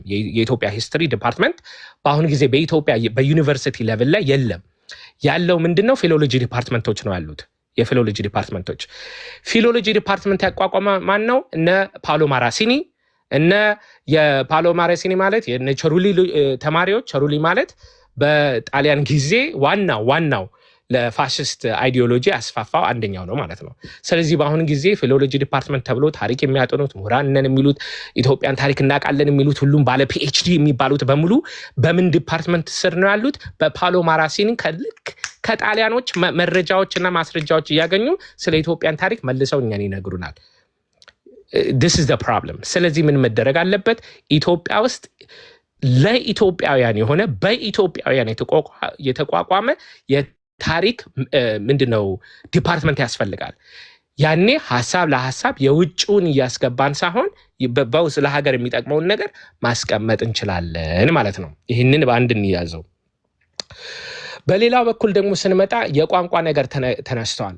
ቋንቋ by the way it's extremely complicated እንደምናስበው አይደለም። there are scholarships published about it። ምናልባት ጊዜ ካገኛችሁ ሂውበርት ዴቪሊሽ በሳውት አፍሪካ እና አይ ቢሊቭ በሱዳን አካባቢ ላንጉጅ እንዴት ነው መጠቀም ያለብን የሚል ጥናት አቅርበዋል። እዛ ጥናት ላይ ለምሳሌ there are several proposals multi-language policy and single language policy የሚባል ብዙ ጊዜ በዌስት አፍሪካ በሳውት አፍሪካ የተደረገው ሪሰርቾች ሲንግል ላንጉጅ ፖሊሲ ሲሉ ምንን እየተመለከቱ ነው? የውጭውን ወይ ፍራንኮፎን ካንትሪስ ከሆኑ የፍሬንች ላንጉጅ ስታንዳርዳይዝ ሆኖ የሎካላይዝድ የሆኑት የአፍሪካን ላንጉጅስ ይጠፋሉ። በዚህ ምክንያት ሌላው ምንድነው ሀሳቡን መግለጽ አይችልም፣ ቤተመንግስት ገብቶ ቮት ማድረግ አይችልም፣ የተለያዩ ነገሮች ችግር ይመጣበታል ማለት ነው። ሶ መልቲ ላንጉጅ ፖሊሲስ ማለት አንደኛው የዌስተርን ላንጉጅ ወይ ፍሬንች ወይ እንግሊሽ ወይ ምናምን ይሁንና ሁለተኛው ላንጉጅ ደግሞ የሀገሪቷ የሎካል ላንጉጅ ይሁን ነው። ኦኬ ወደ ኢትዮጵያ ስንመጣስ ፕራይመሪ ሲንግል ላንጉጅ ብንል የትኛው ቋንቋ ነው የሚሆነው የሚል ጦርነት ላይ ያስነሳ ይችላል። አማርኛው የኔ ካልሆነ ይላል፣ ኦሮምኛው የኔ ካልሆነ ይላል፣ ትግርኛው የኔ ካልሆነ ይላል። በመልቲ ላንጉጅ ደግሞ ይሁን እስ ኦኬ በየሎካሉ በየሪጅኑ የቋንቋ ይናገርና በዛ መንገድ ይሁን ካለ ምን እናደርጋለን? ጎረቤት ለጎረቤት ላይነጋገር ነው ማለት ነው። ጎረቤት ለጎረቤት ላይነጋገር ነው ማለት ነው። ይህንን የማነሳው ምንድን ነው? ሶሉሽን ኖሮኛ አይደለም፣ ግን ችግሩ ከምናስበው በላይ ነው። ኤቭሪ ሳይድ ልባችንን ከፍተን ብናዳምጠው ፖይንት አለው። ዋን ላንጉጅ ፖሊሲ የሚለው ሀገሪቱን አንድ ለማድረግ ለመግባባት፣ አብረን ለመስራት አንድ ሀገር መቼስ ቋንቋ ካለው አብሮ ለመስራት በጣም ይጠቅማል የሚለው ጥሩ አስቡ ነው። ለሀገሩ በደንብ በቅንነት ብናስበው ማለት ነው። መልቲ ላንጉጅ እናደርገው የሚለው ደግሞ አሁን ለምሳሌ የሀገሪቷ ላይ ሁሉም ተናጋሪ አማርኛ ከሆነ ጉራጌኛ የሚናገረው ኦሮምኛ የሚናገረው ግራ ይገባዋል። ፌር ጥያቄ ነው ባይ ዘ ወይ እንደው በቅንነት ካሰብን ማለት ነው። ስለዚህ ሁላችንም አንደኛ ነገር የሌላውን ፖይንት እየሰማን እያዳመጥን በፍቅር ሆኖ ቁጭ ብለን መነጋገር አለብን እንጂ ሁሉም ገና ሀሳብ ሲጥብ አንተ ዘረኛ ነህ፣ አንተ እንደዚህ ነህ፣ አንተ እንደዚህ ነህ ካለ በር ከዘጋበት ለውይይትም አንቀርብም። ከውይይቱ ይልቅ ምንድነው መሳሪያ እናነሳለን ማለት ነው። መጽሐፍ ቅዱስ ከማንሳት መሳሪያ እናነሳለን። እጅ ለእጅ ከመያያዝ አንገት ለአንገት እንያያዛለን። ይህ ነው ችግሩ ማለት ነው። ስለዚህ let's lower the temperature እና አንዳንድ ጥያቄዎች የሚነሱት ፌር ናቸው ወይ የሚል ጥያቄ ብናነሳ እዚህ ላይ እንትን እላለሁ። የሚያስፈልገ የሚያብራራ ነገር ካለ አንድ ሁለት ብዬ ኤግዛምፕሎች እየሰጠው እንትን መሄድ እንችላለን ማለት ነው፣ ብዙም እንዳላበዛው። ወንዴ ይቅርታና ዲያቆን ዶክተር በጣም ጊዜ ስትል እናመሰግናለን። እንዳናከብድባቸው ግን እፈራለሁ። እርሱ አይነው ባጠኑት ምርምር ላይ ብዙ ስለሰሩ ይሆናል።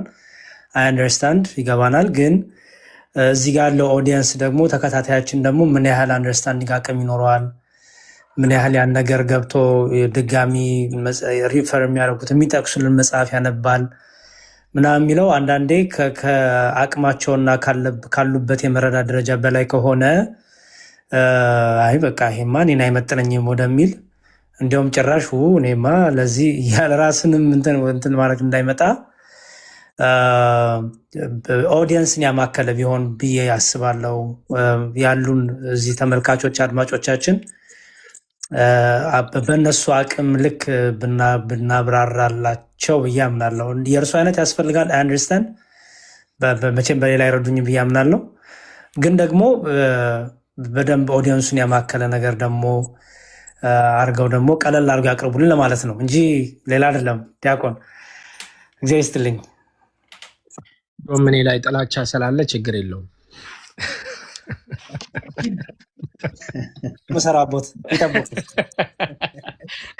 አይ ነው ፌር ነው ፌር እንትን ነው። ምናልባት የሆነ ጥያቄም ካለ አል ትራይ ቱ ለማብራራት ዝም ብሎ ሀሳቡ ያሉትን ሀሳቦች ለማስቀመጥ ነው። ግን ልክ ነህ ያሬዶ። ማታቋቸው ጥያቄ መጠየቅ ይችላለሁ? ቆየሁ ባይ እንዴ ዲያቆን ዳዊትን ላስታወቅ።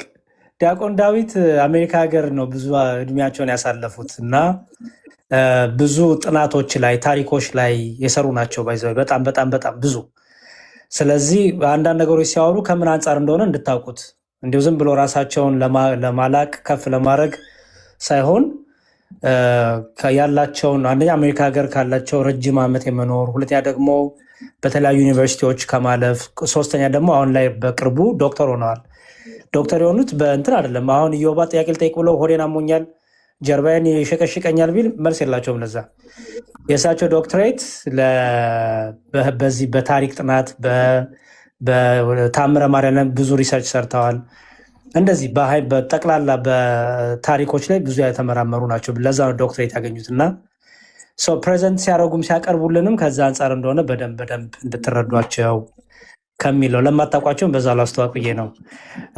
ጨርሻለሁ። አመሰግናለሁ። ዲያቆን እኔ የሚጠይቀው አሁን ኦርቶዶክሳውያን ወይም ደግሞ አሁን ያለንበት ችግር ለብዙዎቹ ሁላችንም ኦርቶዶክሳውያን እናውቃለን እና ከዚህ ውስጥ ለመውጣት ቅድም እያነሳን ነበር እና ከብዙ ሀገራት አሁን ቅድም ጥናቶችን ብዙ ሪፈራዎችን እያቀረቡ ነበር እና ይህን ከዚህ አሁን ያለንበት ኦርቶዶክሳውያን እየደረሰብን ያለው ጫና እያየን ያለነው ጉዳዮችን እንዴት ነው መወጣት የምንችለው? እንደ ኦርቶዶክስ ለምሳሌ እርስዎ እንደ ቤተክርስቲያን ልጅ እንደመሆኖትም እንደ አገልጋይም ቤተክርስቲያን ለመታደግ ምንድን ነው ማድረግ ያለብን? እውነት ነው እዚህ ፊት ለፊት መናገር የለብንም፣ ግን ቢሆንም ያለነው ሚዲያ ላይ ነው፣ ሚዲያ ዓለም ላይ ነው። ሰዎችን ደግሞ የምናገኘው ይሄ ነው። በቤተክርስቲያናዊ አገላለጽ ሰው ራሱን ማዳን ያለበት ባገኘው አጋጣሚ ተናግሮ ነውና እርስዎ እስቲ አሁን እዚህ ውስጥ ላለው ኦዲየንስ ኦርቶዶክሳዊ ያለሆኑት ምንድን ነው መብቴው? ኢትዮጵያ ውስጥ ያለነው ኦርቶዶክሳውያን ዛሬ በብዙ ነገር ወደ ኋላ እየሄድን ነው። ኦርቶዶክሳውያን ተለይተው እየተገደሉ ነው። ቤተክርስቲያኖች በጣም ብዙ ቦታ እንዳይገለገሉ እየተዘጉ ነው። ታቦት ወጥተው መክተፋ ሁሉ ሲያደርጉ ያለበት ኦሮሚያ ክልል ሁላችንም የምናውቀው ታሪክ ነው እና ይሄን እንዴት ነው መታደግ የምንችለው? እርስዎ ይሄን ነገር እስቲ እንዴት በየት መንገድ እንዴት ብንሄድ እንዴትስ ብናደርግ ነው? ይቅርታ እንግዲህ ካበዛው። አይ አላበዛህም። ምንድነው የኔ እምነት የኢትዮጵያ ቤተክርስቲያን እንደ ቤተክርስቲያን መንፈስ ቅዱስ ይጠብቃታል። ግን እንደ ሰው እንደ ህዝብ ለምሳሌ እየሞትን ነው፣ እየተገደልን ነው፣ የተለያየ ነገር እና መቼ ነው የኢትዮጵያ ኦርቶዶክስ ቤተክርስቲያን እየደከመች የመጣችው ብንል አብነት ትምህርት ቤት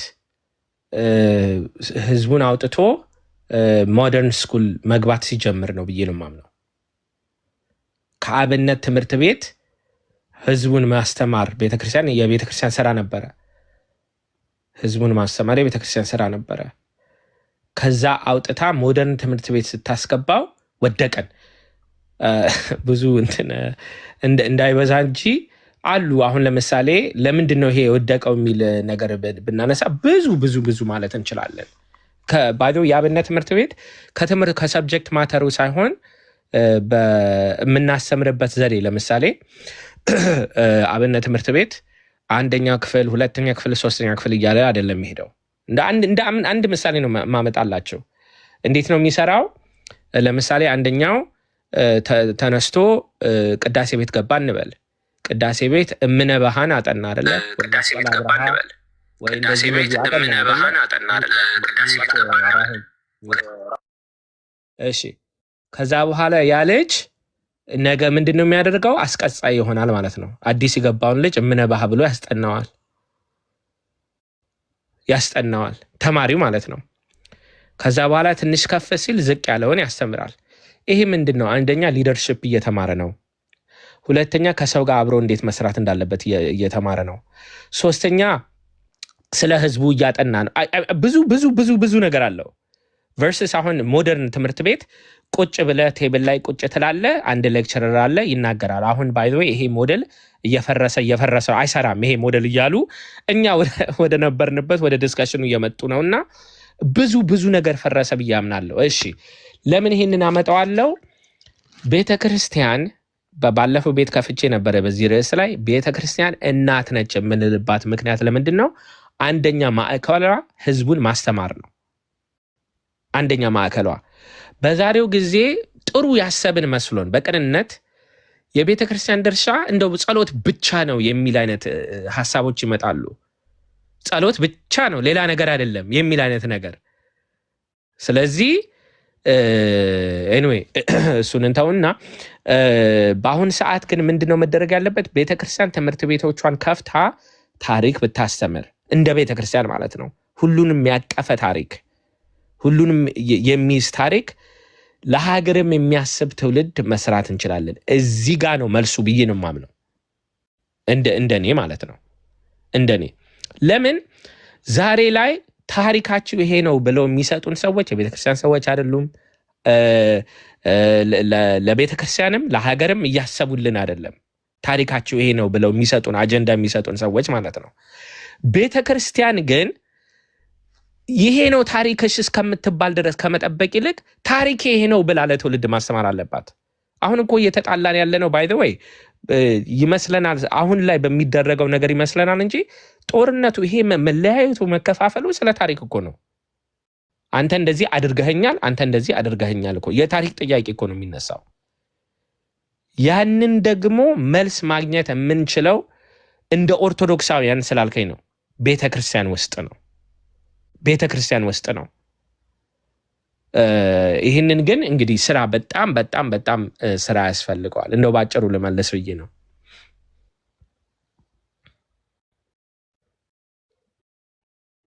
አመሰግናለሁ። ዲያቆን ቃልዎትን ያሰማልን።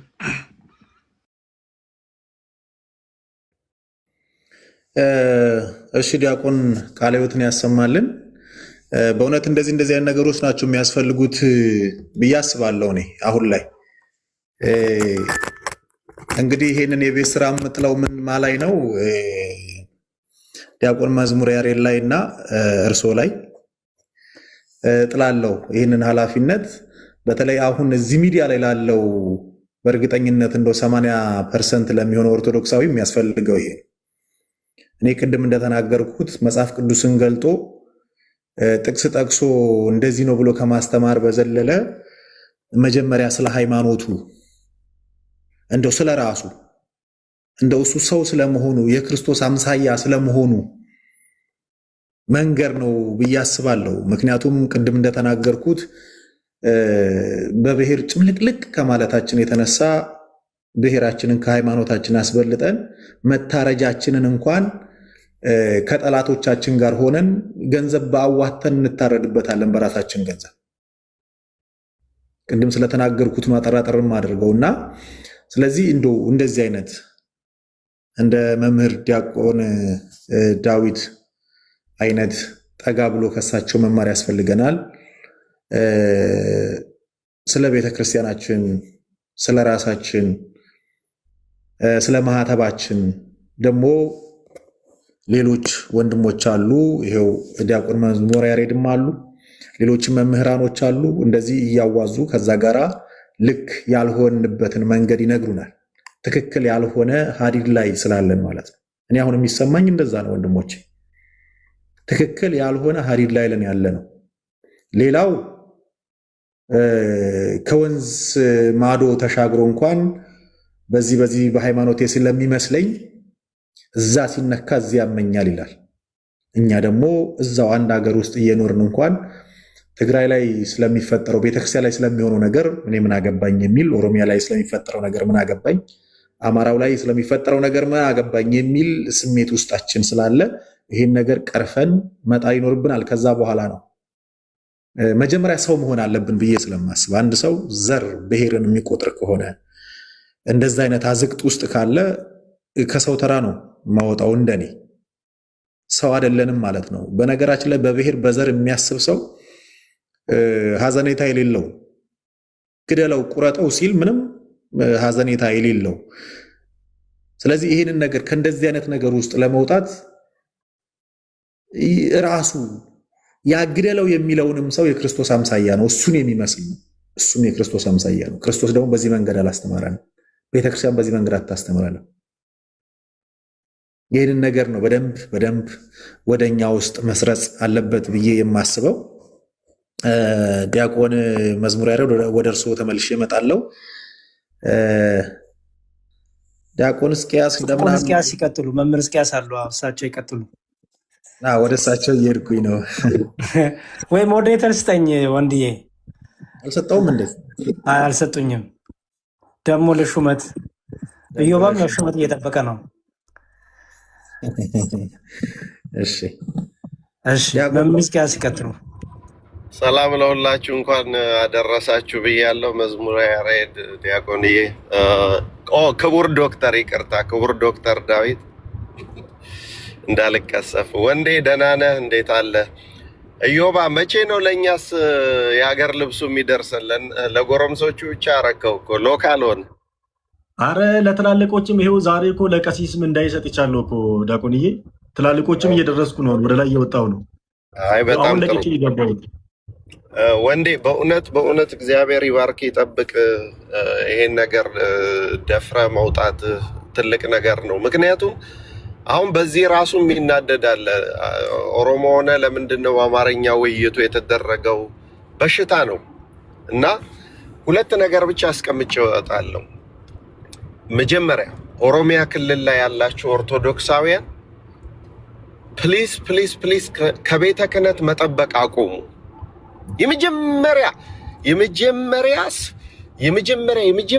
ማቆም ያለባችሁን ነገር እኔ መፍትሄውን ብቻ ነው ተናግሬ የምወጣው። ምክንያቱም ብዙ ሀሳብ ተሰጥቷል። ኦሮሚያ ክልል ላይ ያላችሁ አገልጋዮች፣ ተገልጋዮች፣ ምዕመናን፣ በተለይ ቅድም እህቴ እናቴን አቆረብኩ እዚህ ተምሬ ብላ ያለችው ከላይ መጠበቅ አቁሙ። የመጀመሪያው ነገር ለምንድን ነው መሰላችሁ? ቤተ ክህነቱ ራሱ ፖለቲካ አለበት። ቢመጣም በሽታ ነው የሚመጣላችሁ። ልክ እህል ገበሬ እህል ሲያርስ ማንንም አይለምንም፣ ወይም በደቦ ነው የሚያርሰው። ካረሰ በኋላ ይዘራል፣ ያርማል፣ ይኮተኩታል። የሚያጭደውም ራሱ ነው። ኦሮሚያ ክልል ላይ ስር ነቀል ለውጥ ለማምጣት ከፈለጋችሁ ሰንበት ተማሪዎች፣ ካህናቱ፣ ዲያቆናቱ፣ መሪጌቶቹ ያለውን ሰው ተባብራችሁ ከተማው ላይ ራሳችሁ አገልግሎት መጀመር አለባችሁ። ጸሐፊያን መምጣት አለባቸው፣ ተርጓሚያን መምጣት አለባቸው። ሁሉንም ነገር ከራሳችሁ ነው መጀመር ያለባችሁ። ከሰው ከጠበቃችሁስ ምን ይሆናል? እነሱ በፖለቲካ ተባልተው ለእናንተ መፍትሄ እስኪሰጡ ድረስ ምን ይሆናል? ምዕመኑ ወይ በአሕዛብ ተአርዶ ያልቃል፣ ወይ ደግሞ በመናፍቅ ተወስዶ ያልቃል። እኔ የዛሬ 8 ዓመት ምናምን ነው 9 ዓመት አቡነ ሄኖክ መጥተው ነበር። ወለጋ ሀገረ ስብከት ሊቀ ጳጳስ እያሉ መጥተው ነበር እዚህ ዲሲ ላይ እና ከነመምህር ተስፋዬ ጋር ሰብስበው ቪዲዮ አሳዩን። 6 አባወራዎች የቀሩበት ከተማ አለ ወለጋ ውስጥ። 6 አባወራዎች እናትና አባት ልጆቻቸው በምን እምነታቸውን ቀየሩ? ትምህርት ቤት ሲሄዱ ሞልቷል እያሏቸው ጴንጤዎቹ ትምህርት መማር ሲያቀታቸው ኦርቶዶክስ መሆን አቆሙ። እነዛ አባወራዎች ቤተ ክርስቲያኑ ቀን ቀን ከብቶች የተኙበታል፣ ከፀሐይ ይጠለሉበታል። ግርግዳ የለውም፣ ግርግዳው ረግፏል። ምን ብሏል? ስለዚህ ሲያሳዩን ቪዲዮዎቹን አለቀስን። ግን ስራ ይሰራል ተብሎ ሲጠበቅ እሳቸውም እንደነካቸው ቀሩ። ታግዙኛላችሁ ብለው በዛው የውሃ ሽታ ሆነው ቀሩ። ስለዚህ ብዙ የኦሮሚያ ክልል ላይ አሁን ችግሩ ቁጭ ብላችሁ እየጠበቃችሁን፣ እሱ መቀየር አለበት ወንዴ። በሚቻለው መንገድ እዚህ ኦንላይን ላይም ገንዘብ ተሰብስቦ ይሁን የሆነ መፍትሄ ተደርጎ ኦሮሚያ ክልል ውስጥ ስምሪት መጀመር አለበት። ልክ እህሉን እንደምታለሙት እምነቱንም ማልማት አያቀታችሁ። ሁለተኛ ለኦሮሚያ ህዝብ ተቆርቆረናል ከሚሉ ፖለቲከኛ ካህናቶች መጠንቀቅ አለባችሁ። ትልቁ በሽታ ደግሞ እሱ ነው። አሁን የኦሮሚያ ክልል ለኦሮሚያ ክልል እኛንን የምናቅለት ለህዝቡ እኛንን የምንላቅለት ብለው ፖለቲካ ውስጥ ከሚከቷችሁ ካህናት መጠንቀቅ አለባችሁ። ምክንያቱም ፖለቲካ ሴንሲቲቭ ነው። እዚህ አሜሪካ ላይ የተፈጠረ ታሪክ ልንገራችሁ። አቡነ መርቆሬዎስ እና አቡነ ጳውሎስ በህይወት በነበሩ ጊዜ የትግራይ ሰዎች ለብቻቸው ወጡ። ምን ብለው? የሀገር ቤቱን ሲኖዶስ ነው የምንደግፈው ብለው። ልብ በሉ፣ ፖለቲካ እንዴት አይነት በሽታ እንደሆነ እንድታቁ።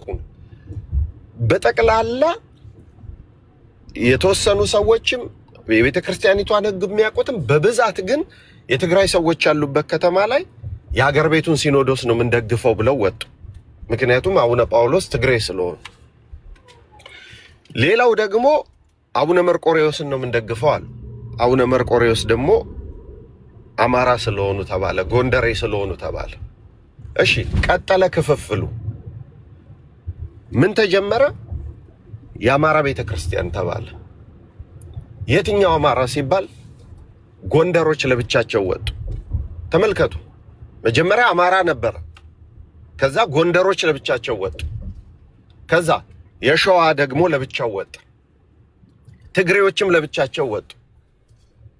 አሁን በቃ ትግራይ አንድ ላይ ተሰብስቧል፣ አማራ አንድ ላይ ተሰብስቧል። እንደዚህ ተባለና ስራ ሊሰሩ ነው ብለን ስንጠብቅ ጎንደሮቹ ሁለት ቦታ ተከፈሉ፣ ሰሜን ጎንደርና ደቡብ ጎንደር ብለው። ትግሬዎቹም ሁለት ቦታ ተከፈሉ፣ አድዋና ሽሬ ብለው። የት ይግቡ?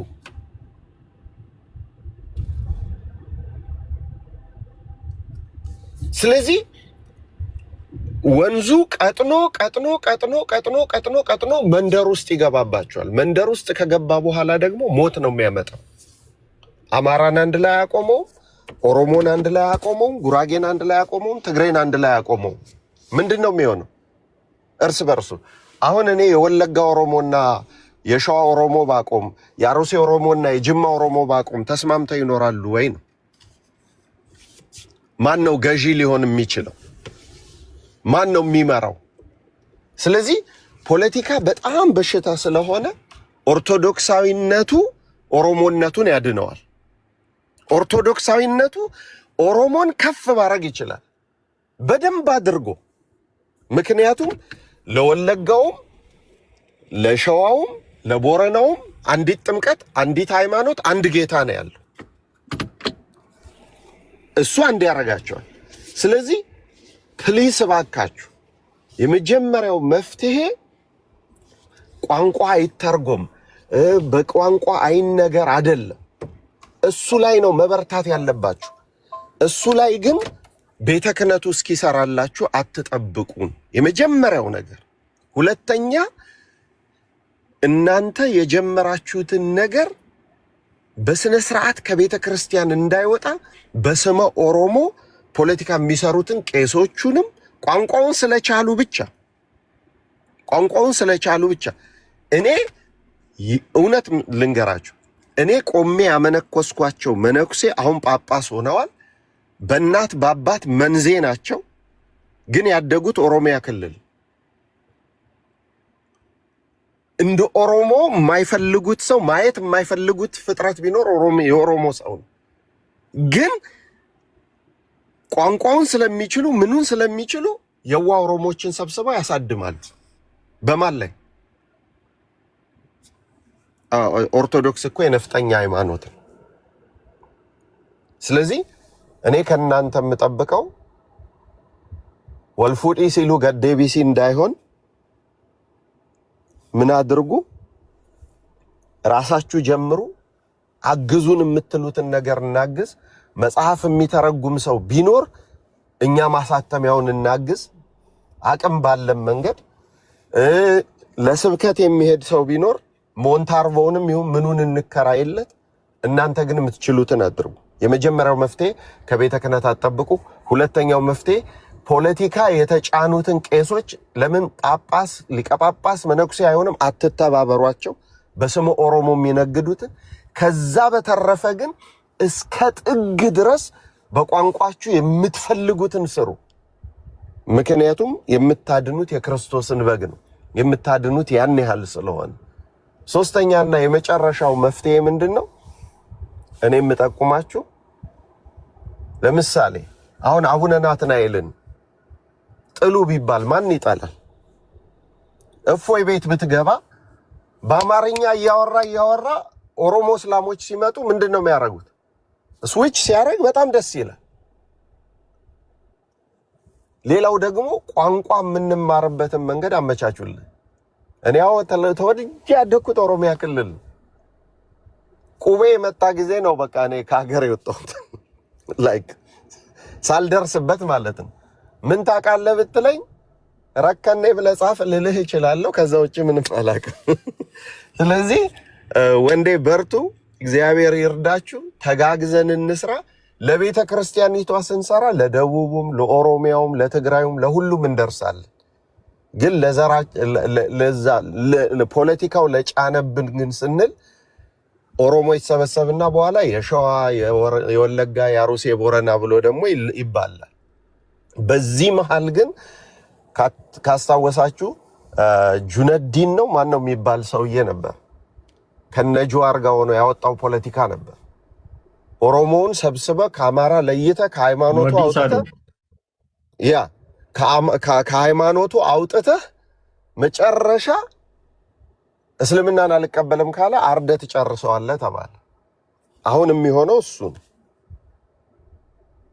ስለዚህ ታርዶ ከማለቅ በፊት መስቀሉን ይዘን እንውጣ። መስቀሉ ኦሮሞነቱን ማያስከብርበት ምንም ምክንያት የለም። ትግሬነቱን፣ ጉራጌነቱን ማያስከብርበት ምንም ምክንያት የለም። መስቀሉ ምንም አይነት ጸብ የለውም። እና በመጨረሻ ኢዮብ እንዳለው ፖለቲካ የምትሸሹ ሰዎች ኦርቶዶክሳውያን ፖለቲካ ውስጥ ግቡ። አሜሪካ አሁን እየተንበረከከች ነው። ለምን? እስላሞቹ ገቨርነር እየሆኑ አሜሪካ ማንኛውም ባለስልጣን በመጽሐፍ ቅዱስ ነበር የሚምለው። አሁን በቁርአን ተጀምሯል። እንግሊዝ በቁርአን ተጀምሯል። ምን ውስጥ ስላሉ? ፖለቲካ ውስጥ ስላሉ። ስለዚህ ከእንቅልፋችሁ ንቁና ቋንቋውን የምትችሉ ለኦሮሚያ ህዝብ ታሪክ የኦሮሚያ ህዝብ ህይወት የሚገዳችሁ ሰዎች ተነሱና ሰላም እንዲመጣ አድርጎ እግዚአብሔር ይስጥልኝ። በእውነት ዲያቆን ቃለ ሕይወትን ያሰማልን። ደስ የሚል ሀሳብ በእውነት እኔ በጣም ደስ ነው ያለኝና መቼም ሁላችሁም በደንብ ሰምታችኋል ብዬ አስባለሁ። እንደው ዲያቆን ካሉት ላይ አንድ ነገር ሊጨምር እና ወደ ወንድማችን ዘላለም እመጣለሁ። ከዚህ በፊት ምን ሆነ መሰላችሁ? ጆሌን ኦሮሞ ባቶ ነፍጠኛ ኦሮሚያ ኬቻ ባፍናሉ እና ይሄ ወጣቱ ተሰበሰበ። ነፍጠኛውን ከኦሮሚያ እናስወጣለን ብለው ሄዱ። አሁን ለይቶ መምታት ስላሉ ዲያቆን እንደው ላንሳው ብዬ ነው። እና ልክ መሰብሰቢያቸው ቦታ ላይ ሲደርሱ ፈለጣ ከና ሞርመረ ባሳሉ። ፈለጣ የሚሉት ያው ፈለጣ እንግዲህ እንትን ነው ፍልጥ ነው እና እሱ ደግሞ መስቀሉን ለማለት ነው። ይህንን ወፍራ ባፍተን መሌል ወጂ እንደምተን ያሉ አያችሁ። ለዚህ ነው እኔ ይህንንም መወያየት የፈለኩትና ይህንም ርዕስ ያነሳሁት።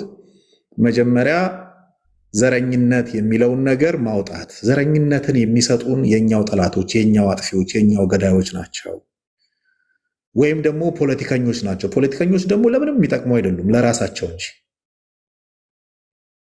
ለራሳቸው ጥቅም ሲል አንተ ብትሞት ምንም አይመስላቸውም፣ አይገዳቸውም። እውነት እውነት እንደ ኦሮሞና ለኦሮሞ ብቻ የሚታሰብ አሴ ብሔር እንኳን እያሰብ ነው ብናስበው እንኳን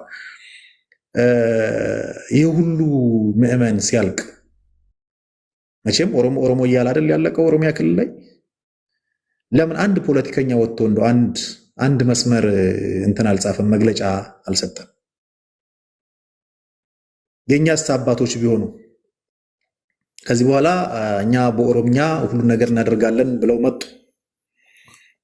ይሄ ሁሉ ህዝበ ክርስቲያን ሲያልቅ ምን አደረጉ ካላችሁ ምንም፣ ፖለቲካ ነው። ከላይ የተነጋገሩ ነው። ከሌላ ሃይማኖት ጋር እየዋሉ ነው። አንዳንድ አባቶች ሊኖሩ ይችላሉ፣ ግን ሁሉም አይደለም። እኛ ጋር ብቻ አይደለም ይሄ ችግር ያለው እያልኩ እንደው ሁሉም ጋር አለ። አማራው ጋርም አለ፣ ትግራዩም ጋር አለ፣ ሌላውም ጋር አለ። በተለይ እንደውም አሁን እኔ ትምህርቱ እየተስፋፋ ሲመጣ እንደዚህ አይነት ነገሮች ይሄ ቆሸሸ ነገር እየሰፋ መጣ፣ እየበዛ መጣ። በእውነት እኔ ህዝብ እየነቃ ይመጣል ብዬ ሳስብ ጭራሹኑ እየተጨማለቀ ይመጣል። ጭራሹኑ እየተጨማለቀ መጥቷል። ማለቴ በዘር ማሰብ በፊት ዘር ሲቆጥሩ ማናቃቸው እንኳን አሁን ዘር ሲቆጥሩ ታያላችሁ። ብሔሬን ማለት ከሃይማኖት በላይ እሱን ማሰብ። ስለዚህ እኔ እንደው ወንድሞቼ ከዚህ በኋላም አደራ የምለው ሁሉንም እዚጋ ያላችሁም የታሪክ ተመራማሪ ይኸው ዶክተር ዳዊትም አሉ፣ መምህራኑ ወንድሞቻችን አሉ፣ በስነስርዓት ወንጌልን አዋስተው የሚናገሩ የሚሰጡን የሚያስተምሩን አሉ። ስለ ሰውነት ላይ እንስራ። መጀመሪያ ሰውነት ላይ ሁላችንም ስለሚመለከት አማርኛ ተናጋሪ፣ ትግርኛ ተናጋሪ፣ ኦሮምኛ ተናጋሪ ሁን ይመለከተናል። በቃ ሰውነት ላይ ሰው አንድ ሰው መሽተት አለበት። አንድ ክርስቲያን ሰው መሽተት አለበት። ክርስቶስን ማለት አለበት።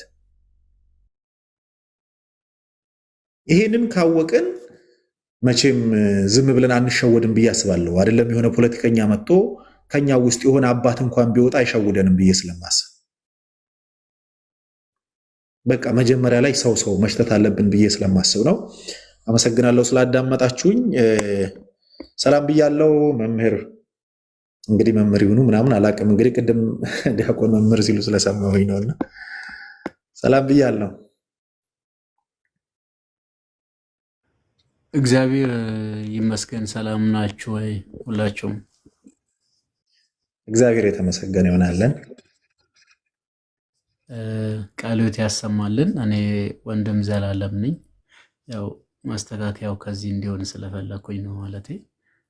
ቃልዮት ያሰማልን ለሁላችሁም፣ ለዲያቆን ዶክተር ዳዊት፣ ለዲያቆን እስቅያስ፣ ለዲያቆን መዝሙር ያሬድ፣ ለተናገራችሁት ሁሉ፣ ለወንድም ኢዮብም ለወንዴ ሆስትም ማለት ነው። ማለት ይሄ በጣም አሁን ያለንበት ኮንዲሽን ትንሽ እኔ አስቸጋሪ ይመስለኛል። እና አስቸጋሪ ስላችሁ ምንድን ነው በጣም በነገራችን ላይ እንደምንናገረው ብቻም አይደለም። አንዳንድ ጊዜ ከባድ የሆኑ ነገሮች አሉ። ለምሳሌ አሁን ዲያቆን ዶክተር ዳዊት ቅድም አይታችሁ ከሆነ ሩት ኮዝ አናላይሲሱን ሰርቶ ነው እየነገሩን የነበረው፣ የነገሩን ከየት መጣነት ማለት ነው። አየህ አሁን ዝም ብሎ የፈነዳ ነገር አይደለም ይሄ። ቢያንስ በጥቂት ሆኔው እንኳን ወደ 200 ዓመታት ያስቆጠረ ታሪክ አለ ማለት እቅድ ፕላኑ አለ። እና እዚህ ደቡብ አፍሪካ አካባቢ ይመስለኛል ምዕራባውያኑ በዚህ መንገድ በጣም ውጤታማዎች ናቸው፣ በጣም ብልጦች ናቸው። ውስጥ ለውስጥ እንደ ምስጥ ነው የሚጓዙት። ፋይናሊ ውጤቱ ከግብ ደርሶ በቃ ምን ልል ይችላሉ፣ ሲፈርስ ነው የምታዩት ማለት ነው፣ ያ የማይፈልጉት ነገር። እና ይሄ ለብዙ ጊዜያት የሄዱበት ነገር ነው። ለምሳሌ ቤንች ማኑዋል የሚባል አለ። ቤንች ማኑዋል በወንበር ወይም በጠረጴዛ ላይ የሚገኝ ነገር ማለት ነው። የሚገባ ሁሉ አግኝቶ ማንበብ የሚችል ማለት ነው። ይቺን አንዲት የሆነቿን ሀገር ምናልባትም ለማፍረስ ምን ያስፈልገናል፣ ምን ይጠቅመናል የሚል ነገር ከተነሳ የሚደረገውን ነገር በቃ ፕሮፖዛል ሰርቶ የስራ ክፍፍሉ፣ እቅዱ፣ ፕላኑ፣ በጀቱ ሁሉ ተመድቦ የሚሰራ ነገር ነው። ዝም ብሎ ተራ ነገር አይደለም ለማለት ፈልጌ ነውና እንደው ፎር ዩር ሰርፕራይዚንግ በጣም የሚያስገርመው ነገር የኢትዮጵያ የታሪክ አባት በመባል የሚታወቅ ማን ይመስላችኋል? ኢትዮጵያዊ ይመስላችኋል?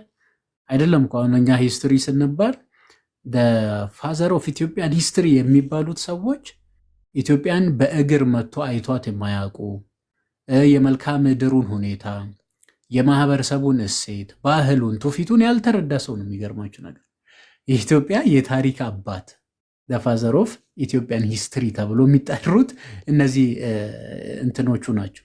ሮማውያን፣ ጣሊያናውያን ናቸው። ተመልከቱ። እና ይሄ ምንን ያሳያል? እኛ የምንኖረውን እነሱ ይነግሩናል። ያውም እኮ አይቶን አያውቁም እኮ። ህዝቡ ደግሞ ይሄንን ተቀብሎታል ማለት ባለማወቅ በብዙ ጊዜ ስራ ማለት ነው። ደግሞ ሀገር በቀል የሆኑ ሰዎች ደግሞ ነገረ ኢትዮጵያን ሪፈር የሚያደርጉት ከውጭው ነው። የሚገርማችሁ ነገር ሀገር በቀል እውቀት ቅድም በደንብ የሰማው ነበር። አብነት ትምህርት ቤቱ ወደ ጎን ነው የተጣለው። ሀገር በቀል እውቀት ህዝቡን ሊያንጽ የሚችል ህዝቡን ሊወደው የሚገባ አንድነቱን፣ ፍቅሩን፣ መስተሳሰሩን በደንብ አድርጎ ያነጻ የነበረው አገር በቀል እውቀት ነበረ። ከዛ እሱ ስም ፈጠሩለት። ጥንቆላ ነው፣ ድብትርና ነው ምናምን እያሉ ስም ፈጠሩለት፣ መድኃኒትን ሳይቀር ማለት ነው። ሀገር በቀል የሆኑ ነገሮችን ሁሉ ወደ ጎን እንድንተው ነው ያደረገን። አሁን ይህንን ማውራት ፈልጌ አይደለም። ይህንን ማውራት ከየት መጣው? እንደው ምን ለማለት ፈልጌ ነው? ሩት ኮዝ አናላይሲስ ሰርቶ የረዥም ጊዜ እቅድ ነው እየነገሩን የነበረው ዲያቆን ዳዊት ማለት ነው። ኦፍኮርስ በጣም ደስ ይለናል እንደዛን ነገሮች እና አንዳንድ ጊዜ ደግሞ አሁን ምን ላይ ነው የምንገኘው? ኦኬ አሁን ላለው ደግሞ ችግር መፍትሄው ምንድን ነው? በነገራችን መፍትሄዎች እኮ ቢያንስ ቅጽበታዊም አይደሉም እኮ። የረዥም ጊዜ እቅድ አለ እኮ፣ መካከለኛ የሚላል የአጭር ጊዜ እቅድ አለ እኮ።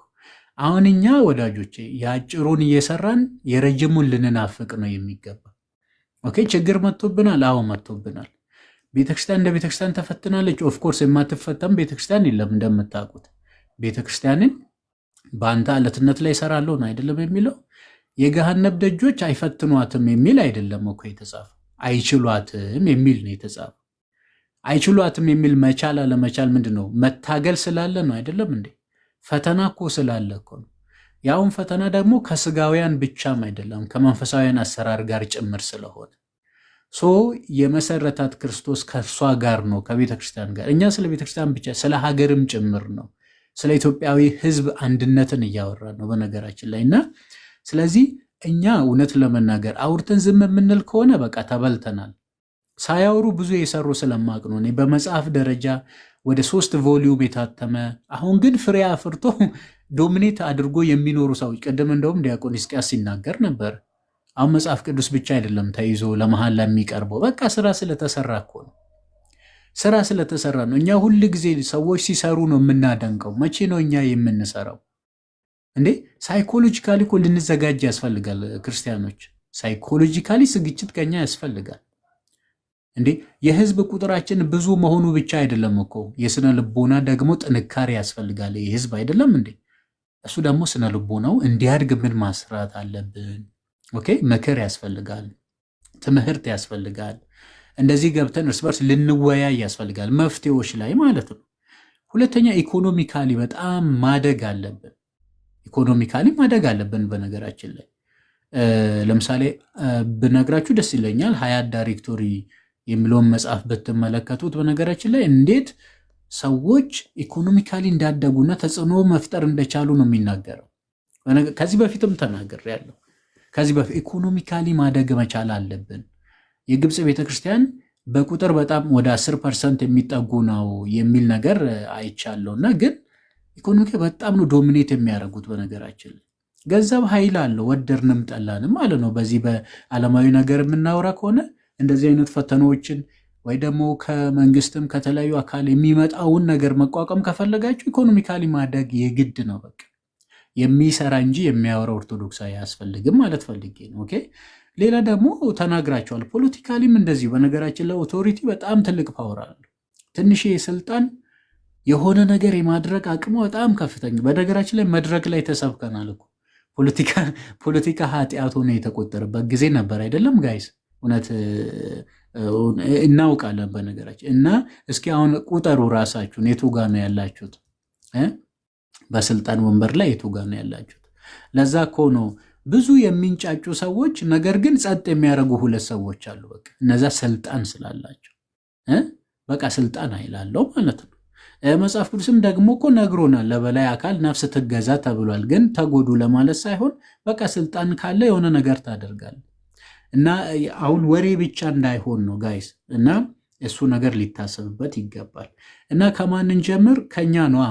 አሁን ሰምተን ከሆነ ዲያቆን ሕዝቅያስ ሲናገሩ እየጻፍኩኝ ነው በነገራችን አንዳንድ ፖይንቶችም ማለት ነው። ከቤተ ክህነት አትጀምሩ ነው። የሚያፈርስ ቢሆንስ? አንተ የጀመርኩን ስራ የሚያፈርስብህ ቢሆንስ? አሁን ያልተለከፈ ሰው አለ እንዴ? እንዴ በሙሰኝነት እኮ ያልተለከፈ የለም። በፖለቲካ እኮ እንደዛው እኮ ነው።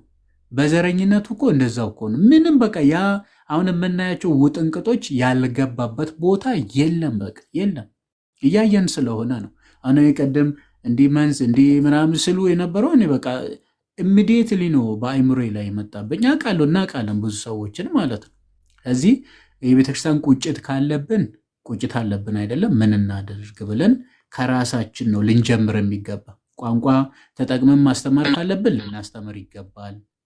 ልናስተምር ስንት ጊዜ አውርተናል፣ ግን አሁን እኔ እንደው የዝግጅት እጥረት ካልሆነ በስተቀር ማስተማር ይችላለሁ። በነገራችን ላይ በኦሮምኛም ቢሆን ማለት ነው። ከዚህ በፊት በማህበረ ቅዱሳን ብዙ ስራዎችን ሰርተናል። አንድ ቤት ውስጥ 5 እምነትን አግኝተናል። አይገርማችሁ? አንድ ቤት ውስጥ 5 እምነትን ዋቄ ፈታ አለ፣ ኦርቶዶክሱ አለ፣ ካቶሊኩ አለ፣ ፕሮቴስታንቱ አለ። እንዴ 5 እምነት እና ስፔሲፊክ ፕሌስ እኔ ብጠቁም ብዙዎቻችሁ ላታውቁ ትችሉ ይሆናል። እዛ ቦታ ላይ 5 እምነት በአንድ ቤት ውስጥ አባት እያለቀሰ ነው የሚናገረው። ወንጌልን ከሰሙ በኋላ እያለቀሰ ማለት ነው። እኛን እኮ የሚያስተምር ወጥተው እውነት ነው። ለእግዚአብሔር ወንጌል ልባቸው የተከፈተ ነው። የሚገርማችሁ ነገር የተሰጣቸው ነገር ደግሞ ለመቀበል ወደኋላ አይሉም። በገንዘብም በጉልበትም ያገለግላሉ። ይህንን ህዝብ ታዲያ ማስተማር ለምን አያስፈልግም? እውነት ተነሳሽነት በጣም ያጥረናል። ቋንቋ ጥያቄም ሊሆን አይገባም። በነገራችን ላይ ለቤተ ክርስቲያን ወንጌልን ትሰብክ ዘንድ ከተሰጣት የመንፈስ ቅዱስ ስጦታ የሐዋርያት ሥራ ምዕራፍ 2 ላይ ስትመለከቱት ቋንቋ ነው፣ ላንጉጅ ነው። በቃ ወንጌል ለፍጥረት ሁሉ ነው አይደለም የሚሰበከው? ወይስ ለሮማዊ ብቻ ነው? ኦር ለዕብራውያን ብቻ ነው እንዴ? ለአማራ ብቻ፣ ለትግሬ ብቻ ነው? አይደለም። ሂዱ ወንጌልን ለፍጥረት ሁሉ ስበኩ የሚል ቃል ነው። ያውም አቅጣጫውን ሲያስቀምጥ ከፀሐይ መውጫ እስከ መጥለቂያ ድረስ ነው የተባለው።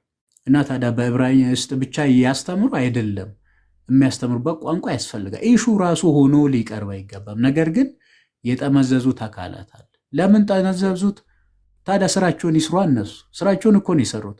እኛ ደግሞ ለምን ሰሩ ሳይሆን ያንን በእውነት ማሸነፍ መቻል ነበረብን። ዝም ብሎ ቤት ውስጥ በር ዘግቶ ማልቀስ አይደለም። ያ ነገር በጣም በጣም በጣም ሊቀር ይገባል። እና ይሄ ፈተና ቤተክርስቲያን ታሪክ የሚታወቅ 300 ዘመነ ሰማዕታት ነው የሚባለው። በነገራችን ላይ 300 እስከ 3ኛ መቶ ክፍለ ዘመን ማለት ቤተክርስቲያን ያላረፈችበት፣ እንደ ዘመነ ጌዲዮን በጉድጓድ ውስጥ ዋሻ ሰርታ ስርዓት አምልኮ የምትፈጽምበት ያ ጊዜው እንኳን አልፈዋል። በነገራችን ላይ ያንን ያሳለፈ እረኛ፣ ያንን ያሳለፈ እግዚአብሔር ይሄንንም ደግሞ ምን ይላል? ያሳልፈናል። ትልቁ ነገር ግን እግዚአብሔር ብቻውን ሳይሆን ከኛ ጋር ነው አይደለም? እኛና እግዚአብሔር ተባብረን ለሕይወት የምንሰራንንና ይላል እኮ ቅዱስ ጳውሎስ በቆሮንቶስ መልእክቱ ላይ እኛና እግዚአብሔር ተባብረን ለሕይወት የምንሰራንን። እኛ በተሰጠን ነጻ ፈቃዳችን እግዚአብሔር በቸርነቱ በትድግናው በመግቦቱ በእረኝነቱ ከዚህ ሁሉ ጋር ከኛ ጋር ይሰራል ማለት ነው። እና 12ቱ ሐዋርያት ናቸው ዓለምን ያጥለቀለቁት በክርስቶስ ክርስትና ያጠመቁት። እና ይህንን በልባችን ውስጥ ይዘን ወደፊት የሚጠበቅብንን ነገር ማድረግ ይጠበቅብናል ብዬ አስባለሁ። እና እግዚአብሔር ይስጥልን ስላለ ይቅርታ ቄስ ቴዎድሮስ አላየሁትም ነበረ። ይባርኩኝ ይፍቱኝ። እግዚአብሔር ይባርክ፣ እግዚአብሔር ይፍታ። ወንድማችን መምህር ዘላለም፣ ዲያቆናት ወንድሞቻችን ኢዮብ፣ ወንዴ፣ ራሄል፣ ኤፍታ፣ ድንቁ፣ ከታች ያላችሁ ልጆቻችን ሁላችሁም ሰላም እግዚአብሔር ከሁላችሁ ጋር ይሁን። እግዚአብሔር ይባርካችሁ፣ እግዚአብሔር ይፍታ። እንደምን ሰንብታችሁ? ደህና መሻችሁ? እግዚአብሔር ይመስገን። ቀሲስ እንደምን አሉ? ወንዴ ደህና ነህ ወይ? እግዚአብሔር የተመሰገነ ይሁን። አለን ቀሲስ ሰላም ነው? ጠፉብን። ትንሽ ጠፋ ብያለሁኝ። ደህና ናችሁ? ሰላም ነው? ዲያቆን ሕዝቅያስ ይቅርታ፣ እንዴት አመሹ? እንዴት ዋሉ?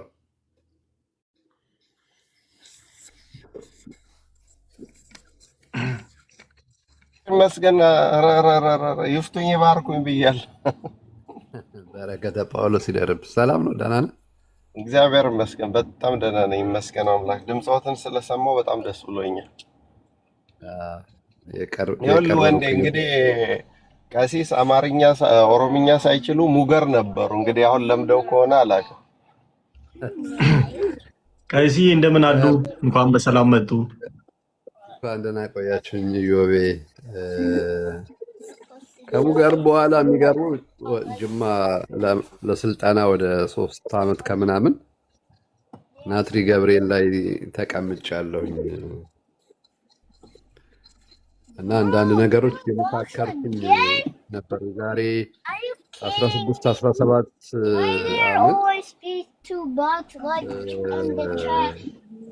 በተለይ ኦሮምኛን በተመለከተ ፕሮጀክት ኤርገሞታ የሚባል ምናልባት ታውቁታላችሁ ብዬ ተስፋ አደርጋለሁ ልጆች። ፕሮጀክት ኤርገሞታ የሚባል ሀገረ ስብከቱ ላይ በኦሮምኛ የሚያስተምሩ ልጆች ባልነበሩበት ሰዓት ላይ በአመት ውስጥ 30 ልጆች በመቀበል በ3 ዓመት ወደ 90 አካባቢ ልጆችን ለማፍራት ትልቅ የሚባል ስራ ተሰርቷል። አሁን እነዛ ልጆች ሬሰንትሊ ባለኝ መረጃ መሰረት የሀገረ ስብከቱ የአድባራት አለቆች ናቸው፣ የወረዳ ሊቀ ካህናት ናቸው፣ መምህራን ናቸው፣ ቀሳውስት ናቸው እና ቅድም ወንድሞቻችን ሲናገሩ እንደሰማሁት ስራው ቅጽበታዊ አይደለም። በአንድ ቀን በአንድ ሌሊት ተጀምሮ የሚያልቅ አይደለም። ለአመታት አቅደን ልንሰራ የሚገባቸው ነገሮች ናቸው። አሁንም ያለው ነገር በቂ ነው ባይባልም ለመስራት ግን የረጅም ጊዜ እቅድ መጀመር ያለበት ዛሬ ነው። እንዴት እንስራው፣ መቼ እንስራው፣ ማን ይስሩት ምናምን የሚለው ነገር ውይይት፣ ንግግር ይፈልጋል እና ጥሩ ውይይት ነው እየሰማው ያለሁት። መልእክት ጥሩ መልእክት ነው። ጥሩ ነገር እየተላለፈ ነው ከመምህራን። ግን በቃ ውይይት ምናምን ነገር በቅቶ ወደ ስራ የሚገባበት ነገር ቢፈለግ ነው የሚሻለው። ምክንያቱም ያልተነሳ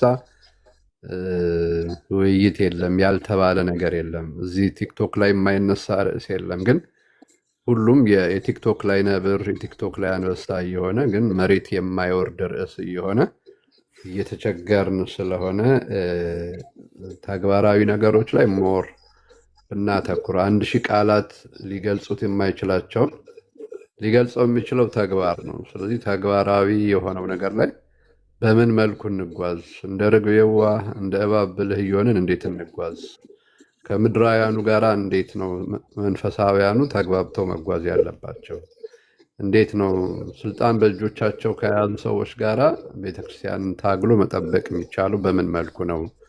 እንደዚህ አይነት ነገሮች ቅድም እንደተባለው የአጭር ጊዜም የረጅም ጊዜም እቅድ ጥናት ይፈልጋሉና እነዚህ ነገሮች ትኩረት ሰጥቶባቸው ቢሰሩ የሚል ነገር ነው ያለኝ። በመካከል ስለገባው ይቅርታ ልጆቻችን። አይ ጥሩ ነው ቀሲስ። እርሶም አሁን እያነሱት ያሉት ነገር ይሄኑ ነው። እኛም እየተወያየንበት የነበረው ማለት በብዙ ነገር ወደኋላ እየቀረን ነው እንደ ኦርቶዶክስ እንደ ባለማህተብ። ስለዚህ መጀመሪያ እንደው ራሳችን ላይ መስራት አለብን በሚል ነው። ወንጌሉ ይሄው በንጽጽሩ በተለያየ ቦታ ላይ ይነገራል። መቼም ስለ ወንጌል አንዳንድ ወንድሞች ቤታቸውንም ከፍተው ያስተምራሉ። አንዳንድ ቦታ የሆነ ንጽጽሩም አለ ምናምን፣ ትምህርቱ ብቻ አለ። ግን ከአንድ ነገር ውስጥ መውጣት አቅቶናል። እዚህ ጋር እንማራለን፣ ዞር ብለን ደግሞ እዛው ውስጥ ነን ያለ ነው ማለት። ይሄ ወገንተኝነቱ ኃጢአት የማይመስለን አይነት መስሎ ነው የሚታየኝ። ያንን ነገር ለመቅረፍ ምንድነው ማድረግ ያለብን? ስለዚህ ሰውነት ላይ እንስራ። መጀመሪያ ይሄንን ሀሳብ ነው ይዘን የመጣ ነው። እሱም ደግሞ እዚህ ጋር መምህራን ወንድሞች አሉ፣ እንደዚሁም ደግሞ የታሪክ ተመራማሪ ደነ ዲያቆን ዶክተር ዳዊት አይነት አሉ። ከዚህ ጋር እነዚህን ታሪኩንና ቤተክርስቲያናችን ምን ትላለች የሚለውን ከታሪክ ጋር እያዋዛን ምናልባት ለህዝቡ ብናቀርበው በተለይ እዚህ ሚዲያ ላይ ላለ ወጣት ይበዛል እና እንደው ወደዚህ ብናመጣው የተሻለ ነገር ነው፣ ፍሬም እናፈራበታለን ብዬ ስላሰብኩኝ ነው ይህንን ነገር ያነሳሁት። ቀሲስ ምናልባት ድንቁ ቆየህ መሰለኝ ከገባህ ለአንተ ልስጥህና ወደ ቀሲስ ልመለስ። እንዴት ዋላችሁ ወይም እንዴት አመሻችሁ ባላችሁበት ሀገር ባላችሁበት የሰዓት አቆጣጠር። ቀሲስ ዲያቆናት ሁሉ እንዴት ናችሁ? ሰላም ናችሁ? ድንቁ እባላለሁ። የምኖረው በካናዳ ነው። ምን ድምፄ አይሰማም? ምንም የሚጨምረው ነገር የለም። ሁሉ ተብሏል። አሁን ምን እናድርግ ወደሚለው፣ ምክንያቱም ወደዚህ የምንገባው አንድ እህቴ ማናት ስትናገር ሁሉንም ነገር ተናግራለች። ከፖለቲካ ውጪ ቤተክርስቲያንም ከፖለቲካ ውጪ መሆን አትችልም። በፖለቲካ ማነው ቤተክርስቲያን ከፖለቲካ ውጪ መሆን ትችላለች፣ ግን በፖለቲካ አለመጠቃት አትችልም። በአኗኗር ዘይቤም በቋንቋም መጠቃቷ አይቀርም እና ይሄን እያየን ነው። ስለዚህ ብዙ ተብሏል። ግን ምንድን ነው የምናደርገው አሁን ከዚህ ስብሰባ ምንድን ነው ይዘን የምንወጣው የሚለውን ነገር እንደው በ3 ደቂቃ ወይ በ2 ደቂቃ አንድ ሁለት ነገር ብቻ ልናገር። አንደኛ የሶሻል ሚዲያን ፓወር መረዳት ብንችል። እኔ ወንድማችን ዲያቆን መዝሙር አሁን ወጥተዋል መሰለኝ፣ የእሳቸው የትምህርት በሶሻል ሚዲያ የሚያደርጉት ትምህርትና የኢፎይን ትምህርት ካየን ምን ያክል ፕሮቴስታንቶቹ ቤተክርስቲያናችንን ድሮ ሲዳፈሩ የነበሩት መልስ የላትም ሲሉ የነበሩት ሁሉ አሁን መሸሽ ጀመሩ። እንዲህ ወጥተው የሚያስተምሩ አባቶች ወንድሞች በመኖር በብዛት ስላለን ብዙ ናቸው። እኔ እነሱን በደንብ ስለምከታተል ብዬ ነውና ይሄ ምንድነው መልስ ነው የሚሰጠው። እንደዚህ አይነት መልስ የሚሰጥ ከሆነ ሌሎች በሌሎችም ቋንቋዎች እንዲህ አይነት የሚያስተምሩ በአውደ ምሕረት ብቻ ላይ ሳይሆን ልክ ገብቶ እንደዚህ ማን እንደሚያዘጋጅ ማን ሆስት እንደሚያደርግ አይታወቅም፣ ግን አባቶች በኦሮምኛ ማስተማር ቢችሉ ዛሬ ስለ ኦሮምኛ ብቻ ስለምንነጋገር በዛ አይነት መልኩ የሚያስተምሩ ሰዎች ለፖለቲካው መልስን እየሰጡ፣ ምክንያቱም ፖለቲካ ውስጥ ነው ያለ ነው። ቤተክርስቲያን የሁሉም እንደሆነች ክርስቶስን እንደምትሰብክ ወይም የአንድ ፖለቲካ ድርጅት ወይም የአንድ ብሔር እንዳልሆነች ይነገራል። ግን በቂ የሆኑ መልሶችን የምትሰጥበት አንዳንዱ እንዳውም በጣም የሚገርም ነገር የነ ዲያቆን መዝሙር ትምህርቶች ወሳኝ የሆኑ ቦታዎች ተቆርጠው ይወጡና በሚገርም ሁኔታው ሌሎቹ ማህበራዊውንም ሲመልስ ወንድማችን ወይም ሲመልሱ ሌሎቹንም ነገሮች ሀሳቦችን እንትን ሲሉ በትክክል እየተመለሰ ይሄዳልና የዚህን ተጽዕኖ ወይም የፖለቲካ እኛ ላይ በዚህ መልኩ የሚመጡትን ተጽዕኖዎች የምንቋቋመው በዚህ መልኩ ነው። በስር ቤተክርስቲያንን በአውደ ምሕረት ማስተማሩ ቅድም ቀሲስ እንደተናገሩት እግዚአብሔር ይስጦት የዛሬ ብቻ ሳይሆን ቀድሞ አስበው ሰዎችን ስላዘጋጁ እንዲህ አይነት ያዘጋጁ ሰዎችም ስላሉ በአውደ ምሕረት ላይ የምንማረውን የምንማማራቸውን እዛው አካባቢ ነው የምንደርሰው። በአጥቢያ ቤተክርስቲያን አካባቢ ያሉትን ብቻ ነው የምንደርሰው እና እንዲህ አይነት ነገር የሚያደርጉ ወንድሞች ቢመጡ እሱን ማድረግ ብንጨምር፣ ይሄ የአጭር ጊዜ እቅድ ብዬ ነው ማውራው። ከዛሬ ጀምሮ ማን ነው ሆስቱ?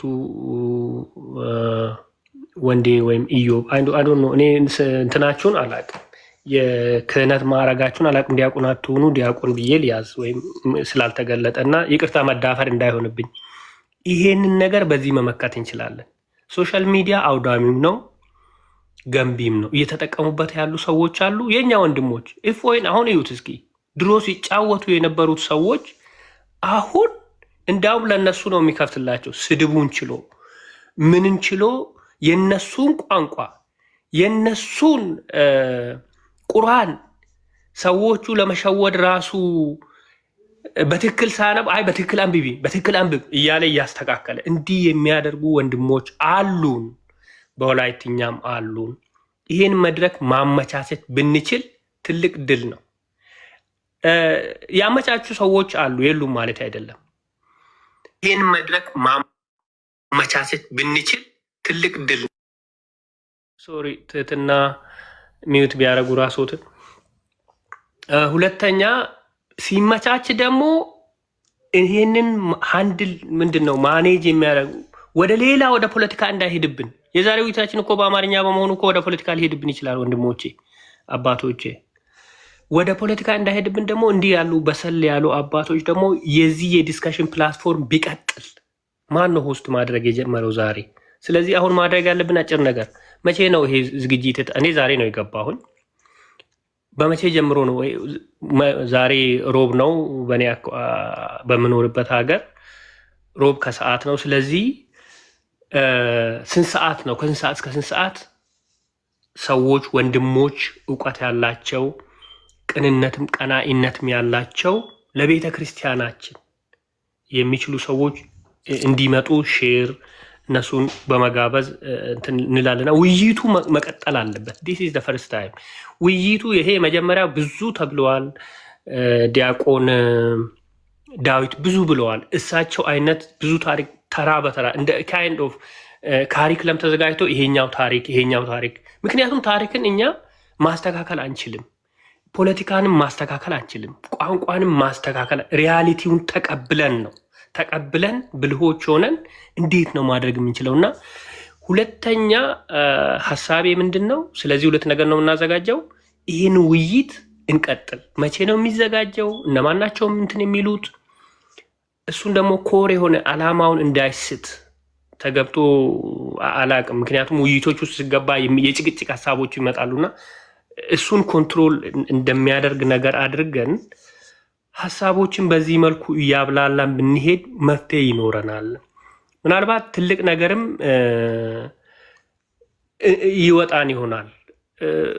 አንድ ነገር እውነታዎችን መረዳት አለብን ወገኖቼ። ከቤተ ክህነት አንጠብቅ። እንዴት ነው የማንጠብቀው? እሱም እንነሳለን፣ እንሰራለን፣ ግን በጎን መጠበቃችን አይቀርም። የቤተ ክርስቲያናችን አንድ ሲኖዶስ፣ አንዲት እምነት፣ አንዲት ጥምቀት ብለን የምናስብ ሰዎች ስለሆን መቼ ነው እነሱን ተጽዕኖ እየጠበቅን እየጠየቅን እየሰራን መሆን አለበት። ከሁሉ በላይ ግን እኛ በያለንበት ቦታ መጀመሪያ የእኛን እንደው የሶሻል ሚዲያ ብቻ ሆነንም እንዳንቀር፣ እንደ ሌሎቹ እንደ ማንኛውም ቤት ሄደን ማስቀደስ፣ በጉባኤ መሳተፍ ካለብን በመሳተፍ ቤተክርስቲያን የምትፈልገን የምትጠብቅብንን አገልግሎትም እየሰጠን እሱ ነው መንፈሳዊ ህይወቱ እያሳደገን ከእንደገና ወደዚህኛው አገልግሎትም እንድንበቃ የሚያደርገን እና ይሄን ለመጨመር ነው። ከዛ ውጪ ግን አንዳንድ ጊዜ ሪያሊቲውን እንረዳ። እኛ ያመጣ ነው አይደለም። በቃ ኢት ሃፕንስ ሆኗል። ታሪክም ተጽፈዋል። እሱን ዛሬ ሪቨርስ አናደርግም፣ እንማማራለን። እኔ ይሄን ለማለት ይሄን ስል ግን እውነተኛ ታሪክ አንማር ማለት አይደለም። በእውነተኛ ታሪክ ላይ እንወያይ፣ እንማማር፣ እናስተካክል፣ ቢያንስ እኛ እንረዳ ማለት አይደለም። አሁን ግን ለጄኔራል ፖፑሌሽን እኛ ስለ ቀናነቱ ወይም ደግሞ በገባናት ያክል ነው ወደዚህ የመጣና ለጠቅላላ በቋንቋ ሰበብ እየጠፋ ላለ ህዝብ ይህንን መሳሪያ እንጠቀም። ስኬጁል እናርግ።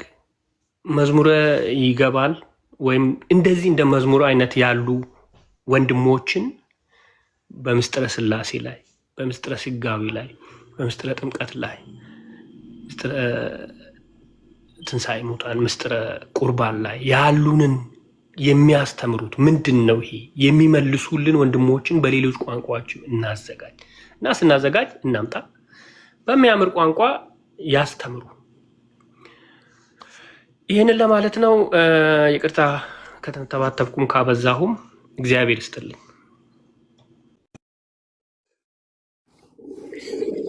እሺ፣ እናመሰግናለን። ቃለ ሕይወትን ያሰማልን ወንድማችን።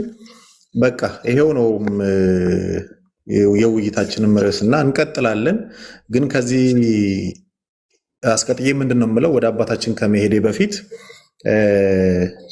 ዲያቆን ዶክተር ዳዊት እንግዲህ ቅድም ዲያቆን መዝሙርም እንዳነሳው ሁሉ እርሱም አሁን እንደሚረዱት ለዚህ አሁን ላለው እዚህ ላይ ላለ ነው የሚመጥን እንደው ከታሪክ ጋር ይሄ ያስተምራቸዋል፣ ይሄ ህዝብን ማስተካከል ይችላል፣ እንደው ከእርሶ ከምርምሮ አንጻር ማለት ነው ያሉትን እንደው ተዘጋጅተውበት በስነ ስርዓት ለአርብ ቀነ ቀጠሮ ይዘን አርብ ላይ እንገባለን፣ ተመልሰን እንገባለን። አርብ በኢትዮጵያ 2 ሰዓት ላይ ጀምረን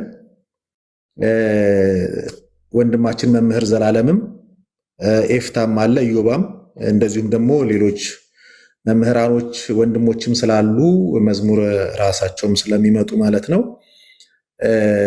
እንደዚህ እያደረግን እያዋዛን ወንትን ብሔርን ዘርን መቁጠር ወደ ዘር ውስጥ ሄዶ መወሸቅ ወይም ደግሞ ፖለቲካ ውስጥ መሄድ ጥቅም እንደሌለው አድርገን ሰውነት ላይ እንድንሰራ ሰውነት ላይ ሰርተን እንደው አልባሌ ቦታ ወይም ደግሞ ወደ አልባሌ ቦታ ይሄድ ያለውን ምዕመን መመለስ ቅድም እንደው ተናግሬዋለሁ። አሁንም መደጋግማት ነገር ስለምታመኝ ነው ያቺ ነገርና አርሲ ክልል ላይ ራሱ ህዝበ ክርስቲያኑ ሰብስቦ በላከው ገንዘብ ነው ዛሬ እየታረደ ያለው በስመ ኦሮሞ። ይሄ ደግሞ ሌላ ጋም አለ፣ ሌላው ብሔር ውስጥም አለ እንደዚህ። ምናልባት መገደሉ እንደ አርሲ ባይሆንም እንኳን እንደ ኦሮሚያ ባይሆንም እንኳን በብሔር ተወሽቆ ግን ወደ ሌላ ውስጥ ሌላ ነገር ውስጥ መግባት ግን በሁሉም ጋር ያለ። ግን ኦሮሚያ ክልል ላይ ደግሞ እቺ ኦሮሞ የምትባል ትኬት ለብቻ ስትመዘዝ የሆነች በቃ ክሊክ የምትደረግ ነገር ናት እሷና ገንዘብ ተሰብስቧል። ከዚህ በፊት ኦሮሞ እንደዚህ ሆነ አከናተ ተብሎ ብቻ ገንዘብ ተሰብስቦ ተላከ። ያ ገንዘብ ግን ክርስቲያኑን መታረጃ መሳሪያ ነው የተገዛበትና ዛሬ ለክርስቲያኑ መታረድ የየራሳችን እዚሁ ፕላትፎርም ላይ ያዋጣ ነው ገንዘብ ነው። ዛሬ ቤተክርስቲያን እየፈረሰችበት ያለችው ህዝበ ክርስቲያኑ በያለበት እየታረደ ያለው ይሄንን ነገር ነው። ከህዝቡ ውስጥ እንዴት አድርገን ነቅለን እናውጣ? ዘረኝነት የሚጠቅም ነገር አይደለም፣ እየጎዳን ነው። ከዘረኝነታችን ሃይማኖታችን ማህተባችንን እናስፈልጥ የሚለውን ስለዚህ እንደዚህ አይነት ነገር ደግሞ ቅድም እንዳልኩት ብዙዎች ወንድሞች ማስተዋል መጽሐፍ ቅዱስ ገልጾ ወንጌል ጥቅስን ጠቅሶ ምናምን ብቻ ሳይሆን ያንን ጥቅሱን ወንጌሉን ከሰውነት ጋር አዋስቶ መንገርና ወደ ህዝብ ውስጥ ማስገባት ወደ ልብ ውስጥ ማስገባት ከዛ በኋላ ከዘሬ ሃይማኖት የተበልጥብኛለች፣ ከዘሬ ቤተክርስቲያን የተበልጥብኛለች፣ ብሔር ምንም አድርግልኝም ወንዝ አሻግረኝም ብሎ እንዲያን ማድረግ። ከዛ በኋላ ማንም መጥቶ ወደ ፈለገው አይነዳንም፣ በፈለገበት መንገድ አይወስደንም፣ አይጎትተንም እንደሚታረድ በግ። ስለዚህ ላይ ነው መስራት ያለብን ብዬ አስባለሁ። ምክንያቱም ለውጥ አልመጣም፣ ንጽጽሩ በደንብ እየተሰራ ነው። ወንጌል በደንብ አንዳንድ ወንድሞች ቤታቸውን ከፍተው ያስተምራሉ፣ ግን ስቲል እዛው ውስጥ ነው ያለው እና እነዚህ ነገሮች ነው የምንሰራው። መምህር ዘላለም እነ ዮባን እነ ኤፍታን ጨምሮ ሌሎችም ወንድሞች ይመጣሉ። በኦሮምኛ ወንጌሉን ከሰውነት ጋር እንደዚሁም ደግሞ ዲያቆን ዶክተር ዳዊት ደግሞ ታሪኩን ከወንጌል ጋር ከሰውነት ጋር እንዴት እዚህ ደረጃ ላይ ደረስን የሚለውን ነገር እንደዛው አድርገን እንሰራለን።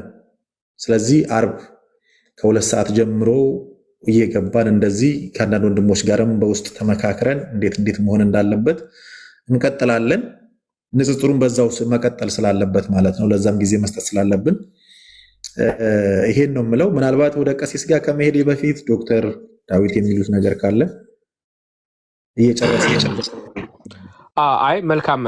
የአርቡን እንደው ቃል ለመግባት ይከብደኛል። አገልግሎት አርብ ማታ አለብኝና ጠዋት ግን ከቻልኩ ሰዓቱ ከተመቸ የምችለውን እሞክራለሁና እንዳልኩት ነው።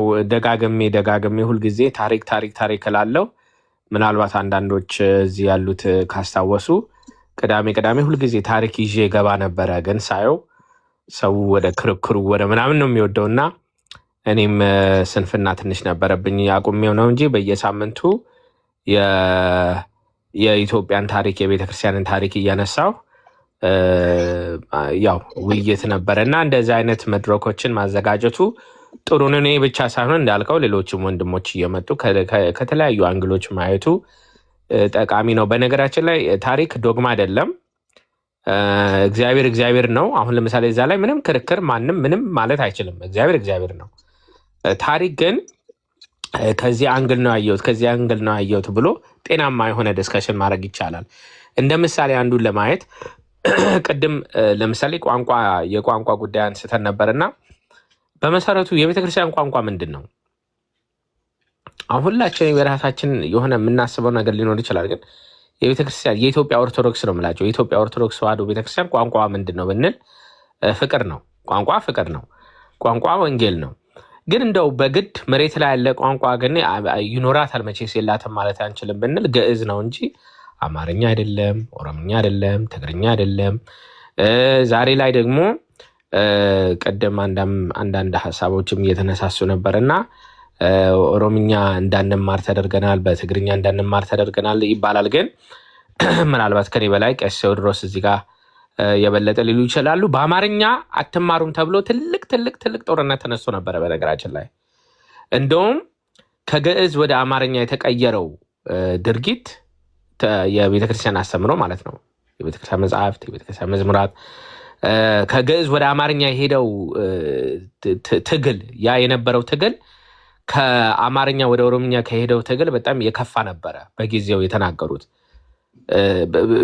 የእውነት እንትን ብናጠና ማለት ነው። እና ታሪክ አንዳንድ አሁን ላይ ቁጭ ብለን እውነት ነው ብለን የምናስበውን ነገር የሆነ ሪፍሌክት እንድናደርግ ያደርገናል ማለት ነው። እና ሁላችንም እንግዲህ ቁጭ ብለን የእውነት በቅንነት ይሄ ያለኝ ማስረጃ ይሄ ነው፣ አንተ ደግሞ እንዴት አይተው ነው፣ አንተ ደግሞ ይህንን ስትል ከየት ተነሰ ነው የሚል አይነት ጥሩ ውይይት ማድረግ ይቻላል።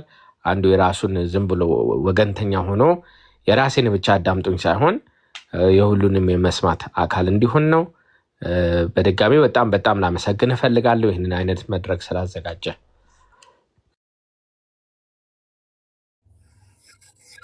እሺ እግዚአብሔር ይስጥልን፣ ቃለ ሕይወትን ያሰማልን። እኔም በደንብ ከልብ ነው የማመሰግነው።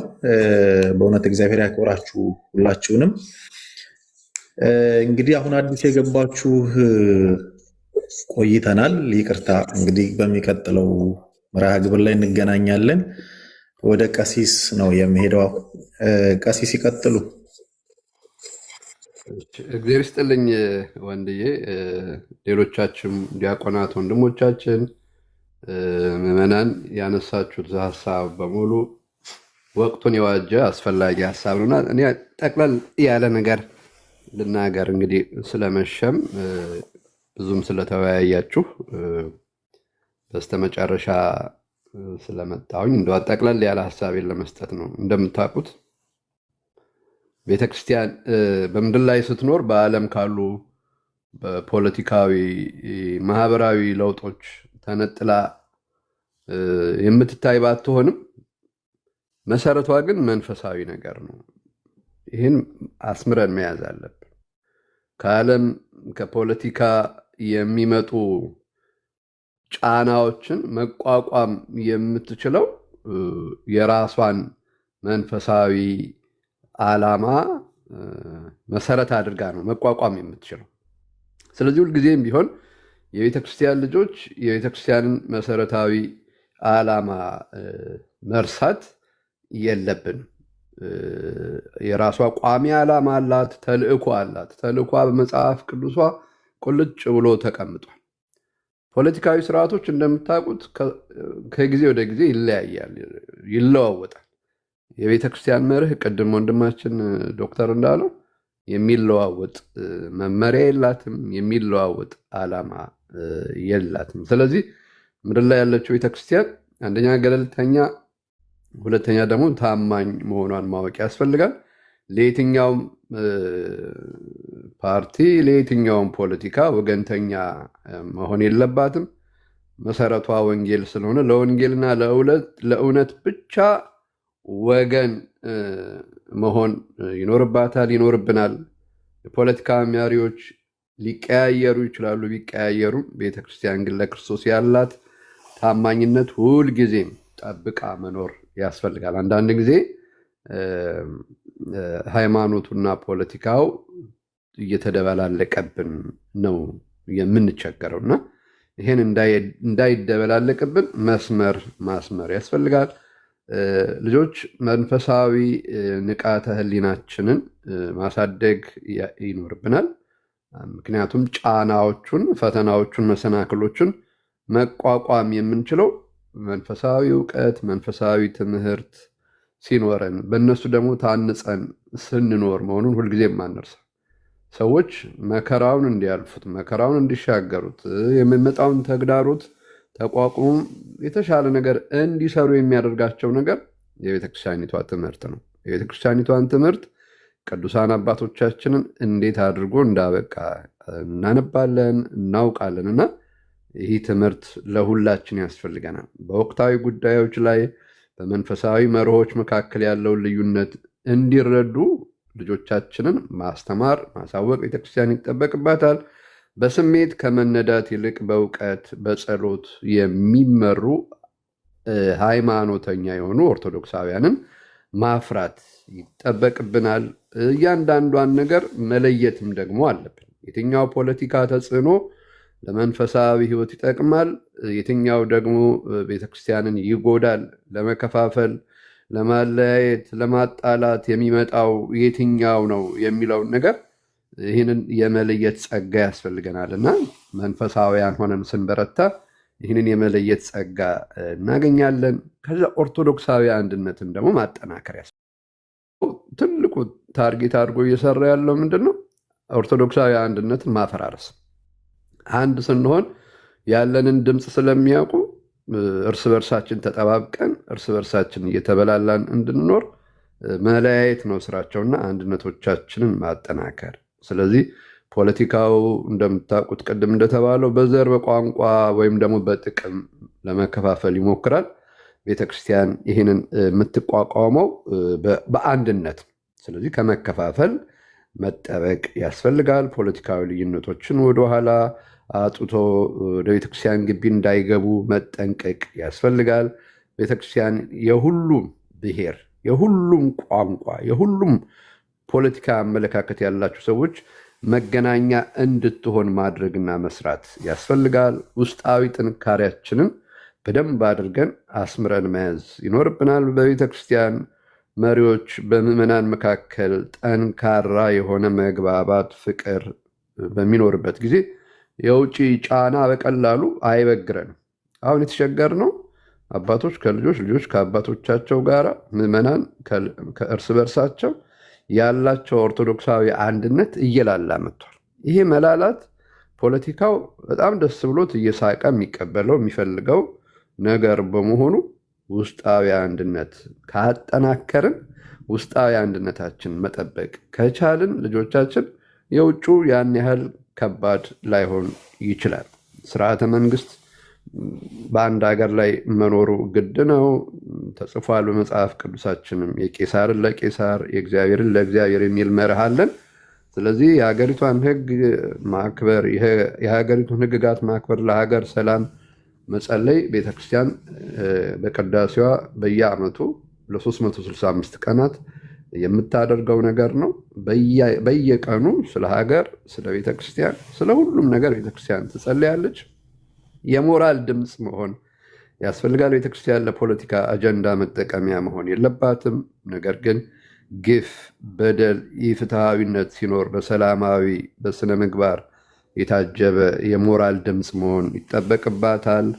ከባለስልጣን ጋራ ከመሪዎች ጋራ በሚኖረው ግንኙነት ደግሞ እንደ እባብ ብልህ እንደ ርግብ የዋህ መሆንን ይጠይቀናልና ይህንንም ገንዘብ ማድረግ ይኖርብናል። ከዛ ደግሞ ሌላው ዋነኛው ጉዳይ ራስን በኢኮኖሚ መቻል። ጠንካራ የሆነ የቤተክርስቲያን የኢኮኖሚ አደረጃጀት አቅም ይሰጣል። ፖለቲካዊ ጫናዎች የሚመጡት በገንዘብና በሀብት ድጋፍ አማካኝነት እንደሆነ ይታወቃል። ቤተክርስቲያን በኢኮኖሚ ራሷን መቻል ከቻለች ለማንም የፖለቲካ ፍላጎት ሳታጎበድድ እውነቱን ለመናገር የራሷን አስተዳደራዊ ነፃነት ለመጠበቅ የምትችልበትን አቅም ይሰጣታል። ከዛ በተጨማሪ እንግዲህ ትልቁ ነገር የቤተክርስቲያን መሳሪያዋ አይን የማያየው መሳሪያዋ ጸሎት ነው። በጸሎት የሚተጋ ትውልድ ያስፈልጋል። በጸሎት ቤተክርስቲያንን የሚጠብቃት ፈጣሪ መሆኑን ካመንን ወደ ፈጣሪ ሁልጊዜም መጮኻችንን ማቆም የለብንም። ስለዚህ በአጠቃላይ ቤተክርስቲያን በፖለቲካዊ ማዕበል ውስጥ ስትጓዝ መልህቋን በሰማያዊ እውነት ላይ ካስቀመጠች፣ በውስጧ አንድነትን ካጸናች የሚመጣውን ማንኛውንም ተግዳሮት በድል ትወጣለችና ወደ ተግባር መግባት የሚያስፈልግበት ጊዜ ላይ እንደደረስን አምናለሁ። እነዚህ የተነጋገርናቸውን ነገሮች እንደው ወደ መሬት ካወረድናቸው ይዘገያል እንጂ የቤተክርስቲያን ጥንካሬ፣ ውስጣዊ ሰላምና አንድነት መምጣቱ አይቀርም ለማለት ነው። ወንዴ ካበዛው ይቅርታ።